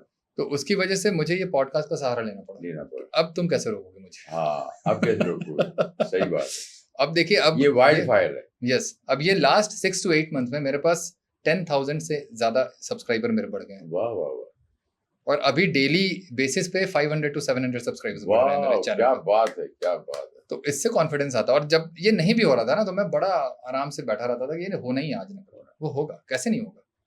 बट जैसे ये कॉन्फिडेंस मेरे अंदर है कि एक दिन मैं भी ऑस्कर अवार्ड जीतूंगा एज एन एक्टर। और आपको सबको मेरे लिए प्रार्थना Yes. करनी पड़ेगी। Yes. सुदेश बेरी को ऑस्कर अवार्ड देना पड़ेगा, Yes. और मेरे बेटे सूरज बेरी को भी as an actor Oscar award देना ही पड़ेगा, Yes. और मैं लेके रहूंगा। Yes. अच्छा ये बताइए डॉक्टर साहब कि जिम जाए बगैर जो है आदमी स्लिम ट्रिम रह सकता है? चलिए, तो खैर मैं सबसे बड़ा एग्जांपल हूँ। वेट लॉस के लिए कार्डियो बेटर है या वेट ट्रेनिंग? Yes. ये बताइए। देखिए, जिम जाना जरूरी है या नहीं इस पे बात करते हैं। एक्चुअली लीन आप रह सकते हो बिना जिम जाए। हाँ, उसका सबसे बड़ा एग्जांपल तो अभी आप ही हो, सुदेश बेरी। आप दिख रहे हो आराम से, lean and fit and fine. नहीं सब ठीक है, तो वो तो महादेव की जी। कृपा है, मेरी कोई औकात नहीं सर। जी, मैं बता दूं आपको, सॉरी आपके जवाब देने से पहले, मैं मेरे डैडी के उस फलसफे पे जीता हूँ कि कम खाओ गम खाओ। यस। जो ये इस लाइन का बहुत बड़ी मीनिंग है कि जैसे सबसे छोटा जुमला मेरा दोस्त बोला करता था, जो मैं बार बार पॉडकास्ट में बोलता हूँ, कि चैन से सोना है तो अब जाग जाओ। ये देश के लिए है, यस, सुदेश के लिए तो है ही, लेकिन देश के लिए भी है राइट, कि चैन से सोना है तो अब जाग जाओ। बस जुमला खत्म। यस, चैन से सोना है तो अब जाग जाओ। आगे बोलता था, हमें चिंता नहीं उसकी, उसे चिंता हमारी है, हमारी नाव का माजी वही सुदर्शन चक्रधारी है। जय Shri Krishna, Shri Radhe Radhe. So over to you. तो जहाँ तक लीन रहने की बात है, तो आप ये सोचते हो कि मैं अगर एक्सरसाइज नहीं करूंगा तो मोटा हो जाऊंगा। मेरा ये कहना नहीं, ऐसा होता नहीं है। आप अगर एक्सरसाइज नहीं भी करोगे तो भी आप लीन रह सकते हो, और वो एंटायरली पॉसिबल है अगर आप अपनी डाइट में मोस्टली नॉनवेज फूड रखते हो। And mind game. Exactly, mind game भी है, बिल्कुल। अब ऐसा नहीं है कि सारे वेजिटेरियन मोटे हो जाएंगे, हाँ, लेकिन मोस्ट ऑफ द लोग इस वेजिटेरियन डाइट पे ओवर ईट करने लगते हैं। ये इशू है, क्योंकि आपके पास वो बड़ा बढ़िया कंट्रोल है। वो कंट्रोल मेरे पास नहीं था। बाप रे बाप, बोल ही दिया आपने, बोल ही दिया। तो मेरे जैसे लोग ज्यादा हैं, आपके जैसे लोग कम हैं। नहीं, सामने भी बैठे हैं हमारे बहुत सारे लोग ऐसे कंट्रोल वाले, जी जी, कम ही खाते हैं जी। बट यही मेरा मानना है कि आप अगर ये चाहते हो कि आप अपने अकॉर्डिंग जितना खाना चाहते हो उतना खाओ और स्टिल आप मोटे ना हो, लीन रहो, तो आप नॉनवेज फूड की तरफ आ जाओ। हम्म, अगर आपके पास वो कंट्रोल है, हम्म, वेजिटेरियन डाइट पे आप बढ़िया हो, तो ठीक है, कंटिन्यू करो यार। continue। मेरे लिए तो प्रॉब्लम, मैं एडवाइस उन्हीं को देता हूँ जो वेजिटेरियन डाइट पे प्रॉब्लम में है। हम्म, अदरवाइज मेरे लिए कुछ ऐसा है नहीं कि मैं सभी को बोल रहा हूँ कि नॉनवेज खाओ, नॉनवेज Yes. खाओ, राइट? वो मेरा वो है नहीं, इतना बड़ा मेरे लिए वो इशू नहीं है कि कोई वेजिटेरियन है तो मैं बोल रहा हूँ कि नहीं, I Yes, hate them, I hate you yes, because you are vegetarian. yes। ऐसा कुछ आपको नहीं इसके है। पैसे नहीं मिलते, कोई आपको बिल्कुल। पैसे नहीं देता कि Right. लोगों को नॉनवेज बनाओ। Exactly, Yeah. एग्जैक्टली। पेशेंट लोग आते हैं, वो बीमारी लेकर आते हैं, मैं इनवाइट नहीं करता ये हूँ। इलाज बेटर है, एग्जैक्टली, ये कर या बिल्कुल, you should go for it. Yes. तो ऐसा है। तो इसलिए एक्सरसाइज जरूरत तब होती है जब आप गलत डाइट पे होते हो, और एक्सरसाइज से आप उसकी एक्टिविटी को आप बढ़ाते हो ताकि जो एक्स्ट्रा आपने खाया है उसको आप कंज्यूम कर सको। हाँ, कंज्यूम कर सको। तो इसलिए जब आप एक्स्ट्रा खाते हो तो ही आप ट्रेनिंग को इंक्लूड करते हो। हम्म, अगर आपके पास वो कंट्रोल्ड वे में आप खा रहे हो हम्म, तो एक्सरसाइज जरूरी नहीं है आपके फैट लॉस के लिए, हम्म, बट आप एक्सरसाइज करते हो तो उसका अपना एक एडिशनल बेनिफिट मिलेगा, आपको स्ट्रेंथ आएगा, मसल बिल्डिंग होगा, हम्म, मेंटल लेवल पे आप बहुत अच्छा फील करते हो, हम्म। और थोड़ा सा स्ट्रेस देना भी, फिजिकल स्ट्रेंथ आएगा। Exactly, physical Yeah. स्ट्रेंथ आएगा, बोन Yeah. मिनरल डेंसिटी आपकी अच्छी रहेगी, मसल Yes. मास भी आप रिटेन करोगे, Yes. वो सारे बेनिफिट्स हैं। और लॉन्ग रन में आप देखें तो आपको डिसेबिलिटी जो होती है, एज रिलेटेड जो प्रॉब्लम होती है, सार्कोपीनिया, आप उससे बच सकते हो। What is that called? Sarcopenia मतलब मसल लॉस होता है आपका, अच्छा। जहाँ पे आपको हो सकता है स्ट्रेचर का यूज करना पड़े या फिर हम्म। स्टिक का यूज करना हाँ। पड़े नॉर्मली वॉकिंग के लिए, या When फिर you cross 60. एग्जैक्टली, हम्म, तो आप अगर बैठे हो तो आप बैठ के स्क्वाटिंग पोजीशन से उठ नहीं पाते हो, हम्म। वो प्रॉब्लम होती है, तो आपको सपोर्ट चाहिए होता है।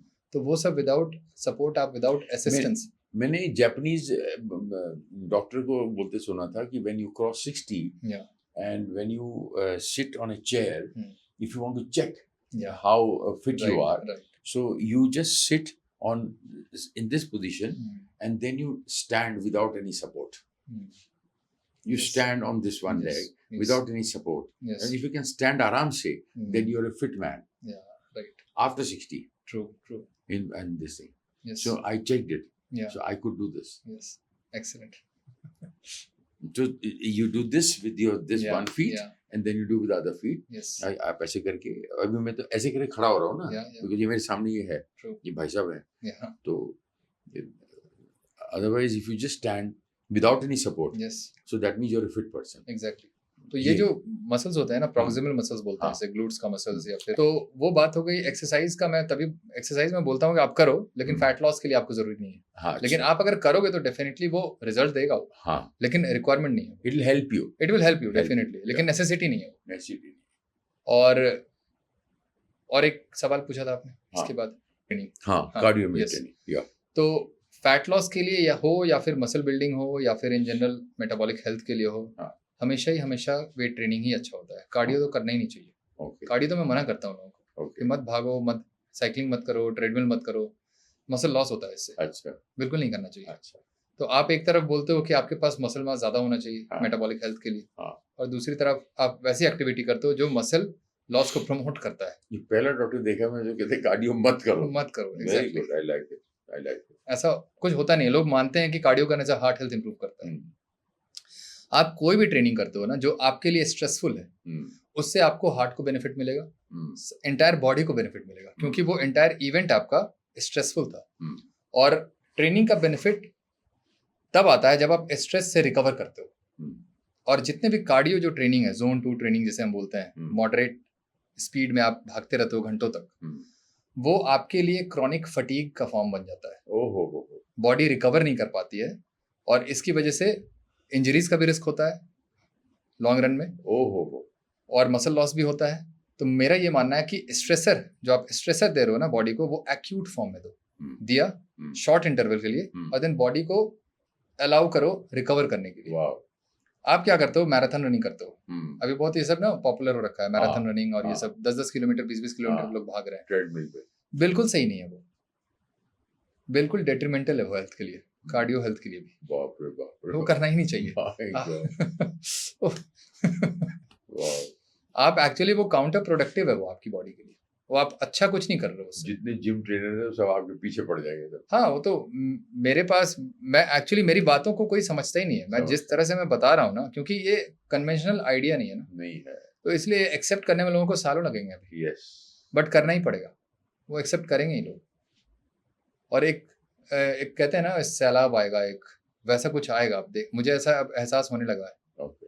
क्योंकि अभी जिस तरह से मेरे पास इंक्वायरीज आ रही है पेशेंट की, मतलब मैं कैसे हैंडल करूंगा मुझे समझ नहीं आ रहा है। मुझे लगता है कि मैं महीनों तक मुझे बुकिंग बंद करनी होगी कि अभी मेरे पास ऑलरेडी बहुत सारे बैकलॉग मुझे है। असिस्टेंट ले लो ना, मैं संभाल लूंगा ना, मुझे बोलते हुए मैं असिस्टेंट ले लूंगा, उसमें क्या है? आप फ्रेंचाइजी खोल दो, या भाई जाओ, मेरा सब एक्स्ट्रा आदमी है, सुदेश मेरी के पास जा, और तेरे को मैं जा, मैं उसको, मेरे को इतना पैसा देते उसमें आधे पैसे में तेरे को बता देगा। बाप रे बाप, तू मुझे 10,000 रुपये दे रहा, उसको 5,000 में तेरा काम कर देगा। फिर तो ऐसा ही है, और इसलिए कभी भी मैं बोलता नहीं हूँ कार्डियो करने किसी को, ओके, कि आपके पास अगर आप टाइम कॉन्स्टेंट है। बाप रे बाप, पहला डॉक्टर देखा है मैंने जो बोलते कार्डियो मत करो, ये कमाल है। मैं कभी नहीं करता हूँ कार्डियो, बाप, कभी भी नहीं नहीं।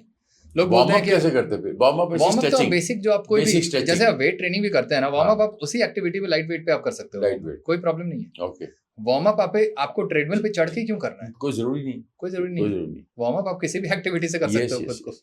तो मेरा यही कहना होता है कि आप जिम तक चल के आए हो, जिम या, तक ब्रिस्क वॉकिंग बिल्कुल। कर लो, या, वो भी वार्म अप हो गया आपका। या।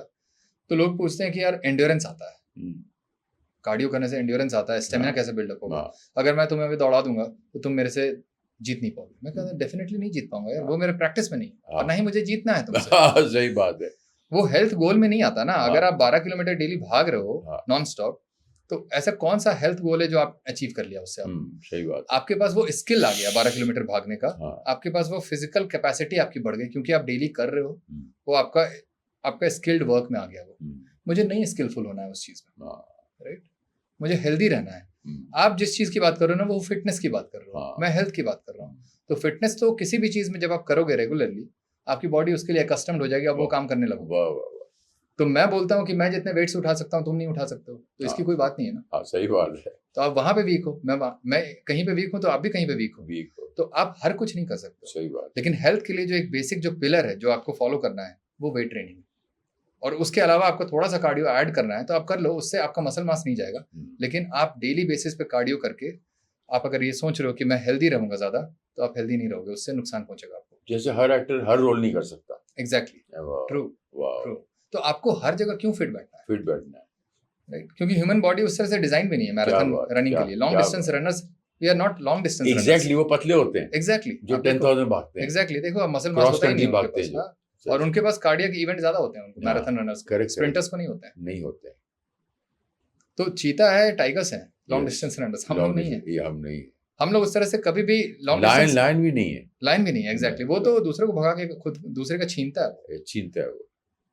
और हम लोग भी टूल बेस्ड हंटिंग, एम्बुश करता है वो। एग्जैक्टली, हम लोग भी हाइड एंड सीक वाला काम करते हैं। हम लोग भागते नहीं है लंबा किसी के पीछे। करेक्ट। तो हमें नहीं रहना है मैराथन में, डिजाइन ही नहीं है, जरूरत नहीं, बिल्कुल नहीं है। तो हेल्दी रहने के लिए आपको वेट्स करना है, स्प्रिंट करना है। स्प्रिंट आप कर सकते हो, डेफिनेटली स्प्रिंट कर सकते हो। एग्जैक्टली। अच्छा, ये सप्लीमेंट्स जो हैं, ये इस पे जरा रोशनी डाली। ये बहुत बड़ा जी, एक बहुत बड़ा क्या कहते हैं हवा है। या we are on supplements, and this supplement is very important. This supplement is very important. This supplement is important for so and so part. This supplement is, without supplement, what is bodybuilding? ऐसे अजीब सी English की हम जुमले सुनते हैं। तो एक जुमला आप भी जरा बताइए इसको काउंटर अटैक का, कि सप्लीमेंट जो नाम का जो ये फोबिया है या हवा है, ये इसका कुछ तोड़ बताइए। देखिए, मार्केट सप्लीमेंट का इसलिए है क्योंकि मार्केट वेजिटेरियनिज्म का है, राइट? तो अगर आप दुनिया इस तरफ जा रही है, हाँ एग्जैक्टली, अगर आप डाइट में ही वेजिटेरियन डाइट को या फिर वीगन डाइट को प्रमोट करोगे, तो दूसरी तरफ आपके पास ये सप्लीमेंट का मार्केट बढ़ेगा ही बढ़ेगा, क्योंकि आपको पता है कि इस डाइट आपके लिए कंप्लीटली नरिशिंग नहीं है। आपको वो सारे न्यूट्रिएंट्स कभी नहीं दे सकता जो आपकी बॉडी को चाहिए। तो जब आपको वेजिटेरियन डाइट पे डेफिशिएंसी होगी, तो क्या चाहिए आपको? सप्लीमेंट चाहिए। तो सप्लीमेंट इंडस्ट्री ग्रो कर रही है। वेजिटेरियन डाइट पे आप बीमार होते हो तो पिल्स चाहिए, बीमारी होगी, तो फार्मा इंडस्ट्री भी ग्रो कर रही है। बाप रे बाप। तो मार्केट आप वेजिटेरियनिज्म का बढ़ा रहे हो, और इसी वेजिटेरियन मार्केट में वेजिटेरियन कोचेस, डाइटिशियंस भरे पड़े। और मैं सबके एंटी हूँ। मैं बोलता हूँ कि नहीं, आप मार्केट खुद बनाते हो, देना बोलते हो कि मैं हेल्प कर रहा हूँ। अरे नहीं, आप हेल्प नहीं कर रहे हो, आप ही प्रॉब्लम के पार्ट हो एक्चुअली। डायरेक्टली आप भले प्रॉब्लम नहीं हो, लेकिन आप प्रॉब्लम के पार्ट हो, और उस प्रॉब्लम को आप मेंटेन रखना चाहते हो अपने फायदे के लिए। बिल्कुल, एग्जैक्टली वही है वो। तो इसलिए जब आप वेजिटेरियन वीगन डाइट पे हो, It's such a big vicious circle. My God, everything is so interconnected. Yeah. It's such a dangerous chain reaction. Oh, तेरी. तो आप देखोगे ना, जैसे डॉक्टर्स को आजकल के डाइटिशियन न्यूट्रिशनिस्ट बहुत वो करते हैं कि क्रिटिसाइज करते हैं सोशल मीडिया पे भी कि बस पिल्स खिलाते हैं, मल्टीपल पिल्स पे रखते हैं। मैं कहता हूँ कि तुम जो डाइटिशियन डॉक्टर्स को बोल रहे हो, तुम भी वही काम कर रहे हो। 10 से 12 तुम सप्लीमेंट्स खिलाते हो, वो 10 से 12 पिल्स खिलाता है, एलोपैथिक पिल्स। तो तुम दोनों में डिफरेंस कोई नहीं है। कमीशन तुम भी बना रहे हो, कमीशन डॉक्टर भी बना रहा है। अगर कोई ऑनेस्टली काम कर रहा है तो वो मैं हूँ, और कोई नहीं ऑनेस्टली काम कर रहा है। तो तुम कूपन कोड लगा करके बोलते हो कि भाई ये सप्लीमेंट ले लो, इतना % डिस्काउंट है मेरे नाम का अगर खरीदोगे सप्लीमेंट। बाप रे बाप रे। तो तुम भी तो वही काम कर रहे हो यार। तुम न्यूट्रिशन स्पेस में स्कैम कर रहे हो, वो मेडिकल स्पेस में स्कैम कर रहा है। दोनों ही सेम हो। तो मैं इसलिए दोनों को बोलता हूँ, दोनों को क्रिटिसाइज करता हूँ, मुझे हक है। मैं बहुत प्राउडली बोलता हूँ, दोनों गलत है। वाह वाह वाह। ये जो मेडिकल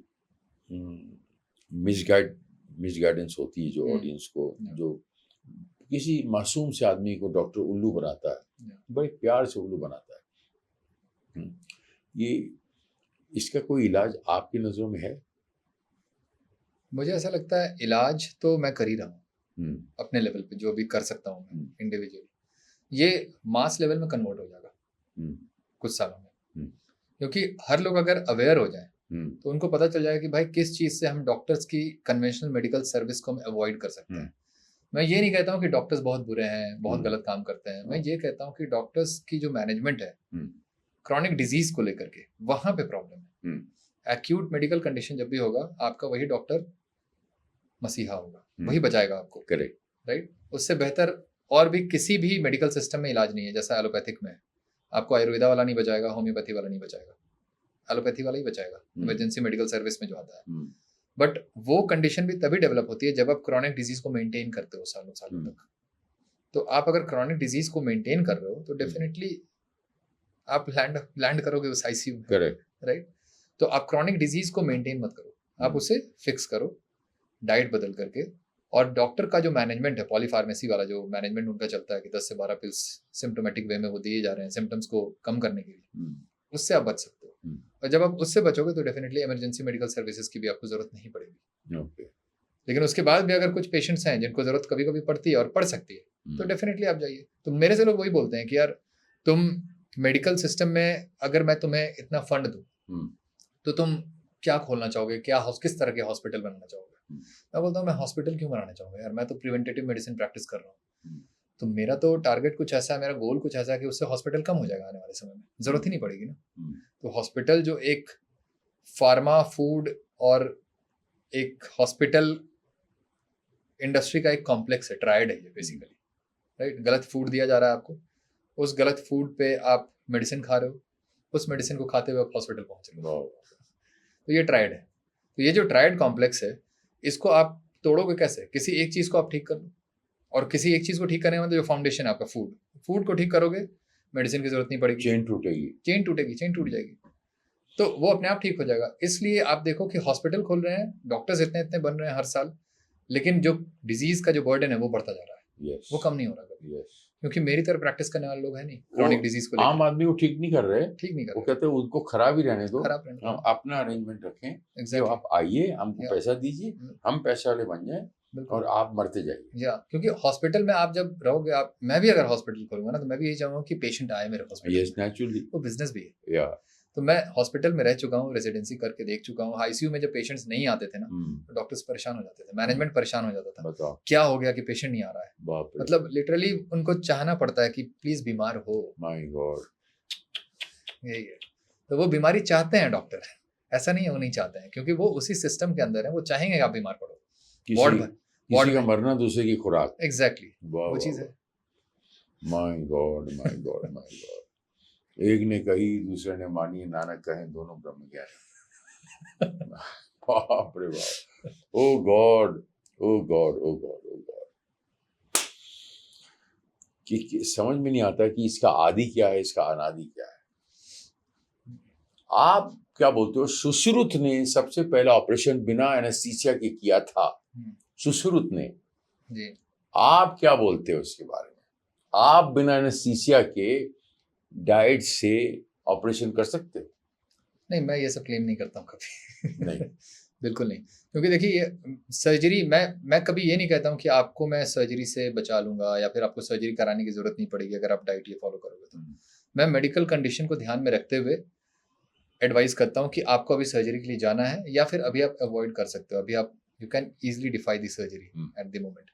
तो अगर आप वो कर सकते हो तो बेहतर है आप डाइट पे रहो और आप वेट कर लो, क्योंकि बहुत सारे ऐसे मेडिकल कंडीशन होते हैं ना जिसमें डॉक्टर भी आपको बोलते हैं कि अभी आप सर्जरी के लिए राइट अवे आप मत जाओ, आप थोड़ा वेट कर लो। क्योंकि जैसे आपको गॉल स्टोन होगा, अगर बहुत छोटा है गॉल ब्लैडर में अगर स्टोन है और वो बहुत छोटा है तो डॉक्टर आपको कभी नहीं बोलेगा कि आप तुरंत सर्जरी कराओ। हाँ। वो यही कहता है कि आपको जब तक सिम्टम नहीं आ रहा है, हाँ। जब तक एब्डोमिनल पेन नहीं है, हाँ। नोजिया वोमिटिंग नहीं हो रहा है, हम्म। तब तक आप आराम से यूं ही रहो और फॉलो अप करते रहो। 6 महीने पे 1 साल पे आप स्क्रीनिंग देख लो करा करके कि साइज बढ़ तो नहीं रहा है, बस वही करो। तो वैसे कंडीशन में मैं हमेशा ही बोलता हूँ कि भाई आपकी कंडीशन अभी ऐसी है नहीं कि आपको तुरंत सर्जरी करानी है, तो डाइट तो तब तक आप फिक्स कर ही सकते हो ना। गलत डाइट पे रहने के लिए कोई इंडिकेशन नहीं होता, ठीक है, कोई एक्सक्यूज नहीं है ना उसके लिए। आप अगर सर्जरी आपको कराना भी है तो डाइट स्टिल आप सही कर सकते हो, अगर नहीं भी करानी है तो भी आप डाइट फॉलो कर सकते हो। तो उसको सर्जरी से कोई लेना देना नहीं है, मैं यही बताता हूँ सबको। पथरी का आपके पास क्या इलाज है? पथरी का तो मैं बोलता हूँ कि गॉल ब्लैडर में जो स्टोन है, यूजुअली क्या होता है कि गॉल ब्लैडर से कभी भी वो स्टूल के थ्रू इंटेस्टाइन में आता नहीं है, इतना आसान नहीं है। हालांकि कुछ आयुर्वेदिक जो प्रैक्टिशनर है वो कहते हैं कि मैं कुछ ऐसा कॉन्कॉक्शन बनाता हूँ, कॉकटेल बनाता हूँ जिसमें गॉल ब्लैडर का कॉन्ट्रैक्शन बहुत ज्यादा होता है और देन गॉल ब्लैडर जो है आपका स्टोन वो डियोडेनम में आता है और डियोडेनम से अल्टीमेटली लार्ज इंटेस्टाइन के थ्रू स्टूल के थ्रू बाहर निकल जाता है। ऐसे कुछ केसेस शायद हुए हैं ऐसा, बट इतना कॉमन नहीं है ये कि सबके साथ हो जाता है। तो मैं यही बोलता हूँ कि आप सर्जरी करा लो, क्योंकि गॉल ब्लैडर अगर नहीं भी रहेगा तो आपको कभी प्रॉब्लम नहीं होगी फैट डाइजेशन में, जिस डाइट को मैं बताता हूँ। क्योंकि मेरा भी गॉल ब्लैडर नहीं है, मुझे भी स्टोन हो चुका था और मैंने भी सर्जरी करा ली है। हाँ, और ये ऑलमोस्ट मैं 18 ईयर्स का था, कुछ ऐसे ही था जब जिम मैंने स्टार्ट किया था, उसी समय मुझे स्टोन हो गया था। तो आपने क्या किया? सर्जरी करा ली? हाँ, सर्जरी करा ली मैंने और कोई प्रॉब्लम नहीं होता अभी, फैट डाइजेशन में कोई प्रॉब्लम नहीं है, क्योंकि बाइल का जो प्रोडक्शन है जो फैट के डाइजेशन में हेल्प करता है। मतलब you should not keep it. बिल्कुल नहीं, आपको रखना नहीं है उसको पालना नहीं है, क्योंकि वो निकलेगा नहीं वहां से। उसको क्रश कैसे किया जाएगा? क्रश भी नहीं होता वो, आपको सर्जरी करानी पड़ेगी उसकी, क्योंकि गॉल ब्लैडर नहीं रहने से भी कोई प्रॉब्लम नहीं है ऐसा। अच्छा, तो आप उसे हटा लीजिए, अब बेस्ट है, और नहीं कराने से ज्यादा प्रॉब्लम होती है। सर्जरी में कितना खर्च आता है? सर्जरी में अब तो लैप्रोस्कोपिक ही हो रहा है, ओपन सर्जरी पहले होता था आज से 15-20 कि आपको अगर स्टोन हो गया है तो आप बहुत बड़ा हो गया तो आप करा लीजिए सर्जरी, अगर बहुत छोटा है तो आप वेट करिए, डाइट तो स्टिल आप चेंज कर लीजिए तब तक, कोई प्रॉब्लम नहीं है उसमें। लेकिन अगर बहुत बड़ा हो गया, सिम्टम आ रहा है, एब्डोमिनल पेन रह रहा है, वोमिटिंग हो रही है, तो आप सर्जरी करा लीजिए, क्योंकि वो बेस्ट ऑप्शन होता है फिर। क्योंकि अगर आप नहीं कराते हैं तो बहुत तरह की प्रॉब्लम्स होते हैं। गॉल ब्लैडर स्टोन को आप रखे हुए हैं तो कई बार कैंसर डेवलप हो जाता है, बहुत तरह के प्रॉब्लम्स हो सकते हैं। तो आयुर्वेद में है इसका इलाज? आयुर्वेदा में वही मैंने बोला कि कुछ लोग वो बनाते हैं ना ऑलिव ऑयल का, और कुछ फैटी कोई कॉकटेल बनाते हैं, उसके बाद वो पिलाते हैं। क्योंकि जब आप फैट लेते हो ना तो गॉल ब्लैडर कॉन्ट्रैक्ट करता है, क्योंकि उसका वो स्टिमुलस है। गॉल ब्लैडर कॉन्ट्रैक्ट होने के लिए फैट चाहिए, तो जब कॉन्ट्रैक्ट होगा तो आपका स्टोन जो है ना बाहर निकलेगा। अच्छा। लेकिन अगर स्टोन बहुत बड़ा हो गया है तो गॉल ब्लैडर खुद ही पूरी तरह से एक्सपैंडेड है, कॉन्ट्रैक्ट करने का स्पेस ही नहीं है, तो वो निकलेगा नहीं फिर। तो वो भी सारा कुछ डिपेंड करता है कि साइज क्या है उस स्टोन का, तभी आपका वो होगा। आपके हिसाब से अगर ऑपरेट ठीक करना है तो आपके हिसाब से नॉन वेज डाइट क्या होनी चाहिए? क्या आप क्या रिकमेंड करोगे? मैं आपके सामने एक पेशेंट हूँ। बिल्कुल। आपका मैं वो तो मेरे को सर्जरी भी नहीं करानी, मुझे कुछ नहीं कराना है, छोटा स्टोन है, मुझे आप डाइट दीजिए नॉन वेज की, कि जो वो खा के मैं ठीक कर लूँ। पॉसिबल है? मैं यही बोलूंगा कि अगर आपका स्टोन बहुत छोटा है, हाँ, तो आप हो सकता है उस छोटे स्टोन के साथ पूरी जिंदगी आप गुजार लें। अच्छा। अगर बढ़ेगा नहीं, अगर आप डाइट को ठीक कर लेते हो। हाँ, अच्छा। क्योंकि आप जब भी गॉल स्टोन होता है ना तो डॉक्टर्स का एक बहुत कॉमन एडवाइस होता है कि फैट मत खाओ, अच्छा, तेल मसाला बंद कर दो। अच्छा। और गॉल स्टोन एक्चुअली फैट से नहीं होता है, अच्छा, वो हाई कार्बोहाइड्रेट डाइट की वजह से होता है। ओके। इसको भी मैं अपने यूट्यूब चैनल में बहुत डिटेल में बात कर चुका हूँ गॉल स्टोन पे। अच्छा। तो आपकी डाइट में अगर नॉनवेज है और उसके साथ आप चावल रोटी खा रहे हैं, तो आपको नॉनवेज नहीं हटाना है, चावल रोटी को हटाना है। ओहो। यस। तो जैसे वो लोग बोलते हैं कि यार मैं तो नॉनवेज ही खाता था लेकिन स्टोन हो गया, तो मेरा यही हमेशा सवाल होता है कि सिर्फ नॉनवेज खाते थे? नहीं, चावल रोटी के साथ खाते थे। तो चावल रोटी को हटाओ, नॉनवेज को रखो, नॉनवेज को नहीं हटाना है। अच्छा। क्योंकि अगर नॉनवेज हटाओगे तो चावल रोटी से तुम्हारा गॉल स्टोन स्टिल बढ़ेगा। अच्छा। और बढ़ ही रहा है, वेजिटेरियन लोगों को, बहुत लोगों को गॉल स्टोन होता है। अच्छा। तो वो सारा प्रॉब्लम जो है ना कार्बोहाइड्रेट का है। ओके। कुछ लोग कार्बोहाइड्रेट खाते हुए हेल्दी रह सकते हैं, मैं डिनाई नहीं करता हूँ, हम्म। लेकिन जो मैक्सिमम लोग सफर कर रहे हैं मैं उनकी बात कर रहा हूँ। हम्म।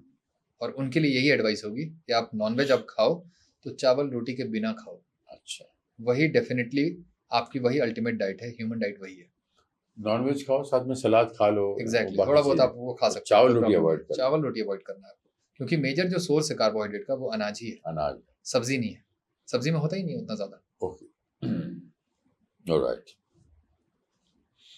अब मैं जो है यही चीज कहूंगा कि हर इंसान आता है जाने के लिए, और दो ही वक्तों में मेरा दिल धड़कता है, एक तेरे आने से पहले, एक तेरे जाने के बाद। सो मैं आपको बोलता हूँ कि आपसे मिलके बड़ी खुशी हुई, और आप भी मुझे यही बोलिएगा कि आपसे मिलके बड़ी खुशी हुई। जी तो दोनों खुशी खुशी जो है जी हम अपने अपने घर जाते हैं जी और अपनी अपनी सेवाओं में लग जाते हैं, जो हम इस समाज के लिए करना चाहते हैं, और हम अपने तरीके से एक समाज में रेवोल्यूशन लाना चाहते हैं अपने अपने फील्ड्स के अंदर, जी जी जो कहीं ना कहीं जाके एट लार्ज या इस देश में वो फायदा दे या कि तब जाके हम जो है कहें कि वाह, बिल्कुल। सारे जहां से अच्छा हिंदुस्तान हमारा है, ऐसा करके। Thank you very much doctor Kishlay, thank you so much. आपसे बात करके बहुत मजा आया, बहुत मुझे भी। सीखने को मिला। जी अब मुझे नींद अच्छी आएगी आज। जी नींद मुझे तो भी। रोज अच्छी आती है, आज और अच्छी नींद आएगी। बहुत एजुकेट हुआ, बहुत एनलाइटन हुआ, Yeah. और मैंने भी एनलाइटन, और कुछ लोगों को जो मेरे सामने हैं उनको भी मैंने बहुत एनलाइटन किया। जी बाकी तो जी देवाची कृपा है। जी so thank you very much, कोटि कोटि धन्यवाद आपका। और शुक्रिया। अब मैं आज से आपका शागिर्द हो गया हूँ। जी आप अगर चाहें तो मैं आपके लिए हमेशा तत्पर रहूंगा, हाजिर रहूंगा, क्योंकि मैं आपके इलाके में कभी आया नहीं हूँ। इसी बहाने चलो मैं टाटा जी का वो टाटा प्लांट भी देख लूंगा। जी अभी तो मैं खैर पटना में हूँ। अच्छा, पटना में? जी जमशेदपुर में तो जब रेसिडेंसी कर रहा था उस वक्त था, 3 उस साल। वक्त? अच्छा जी अच्छा, जी तब था। जी तो चलिए, पटना भी आया था बहुत साल पहले, ओके लेकिन फिर कभी मौका मिले तो फिर आपके Sure. पास आने का भी मौका मिले तो आएंगे। And thank you very much, बहुत बहुत धन्यवाद। वंदे मातरम, भारत माता की जय, जय हिंद।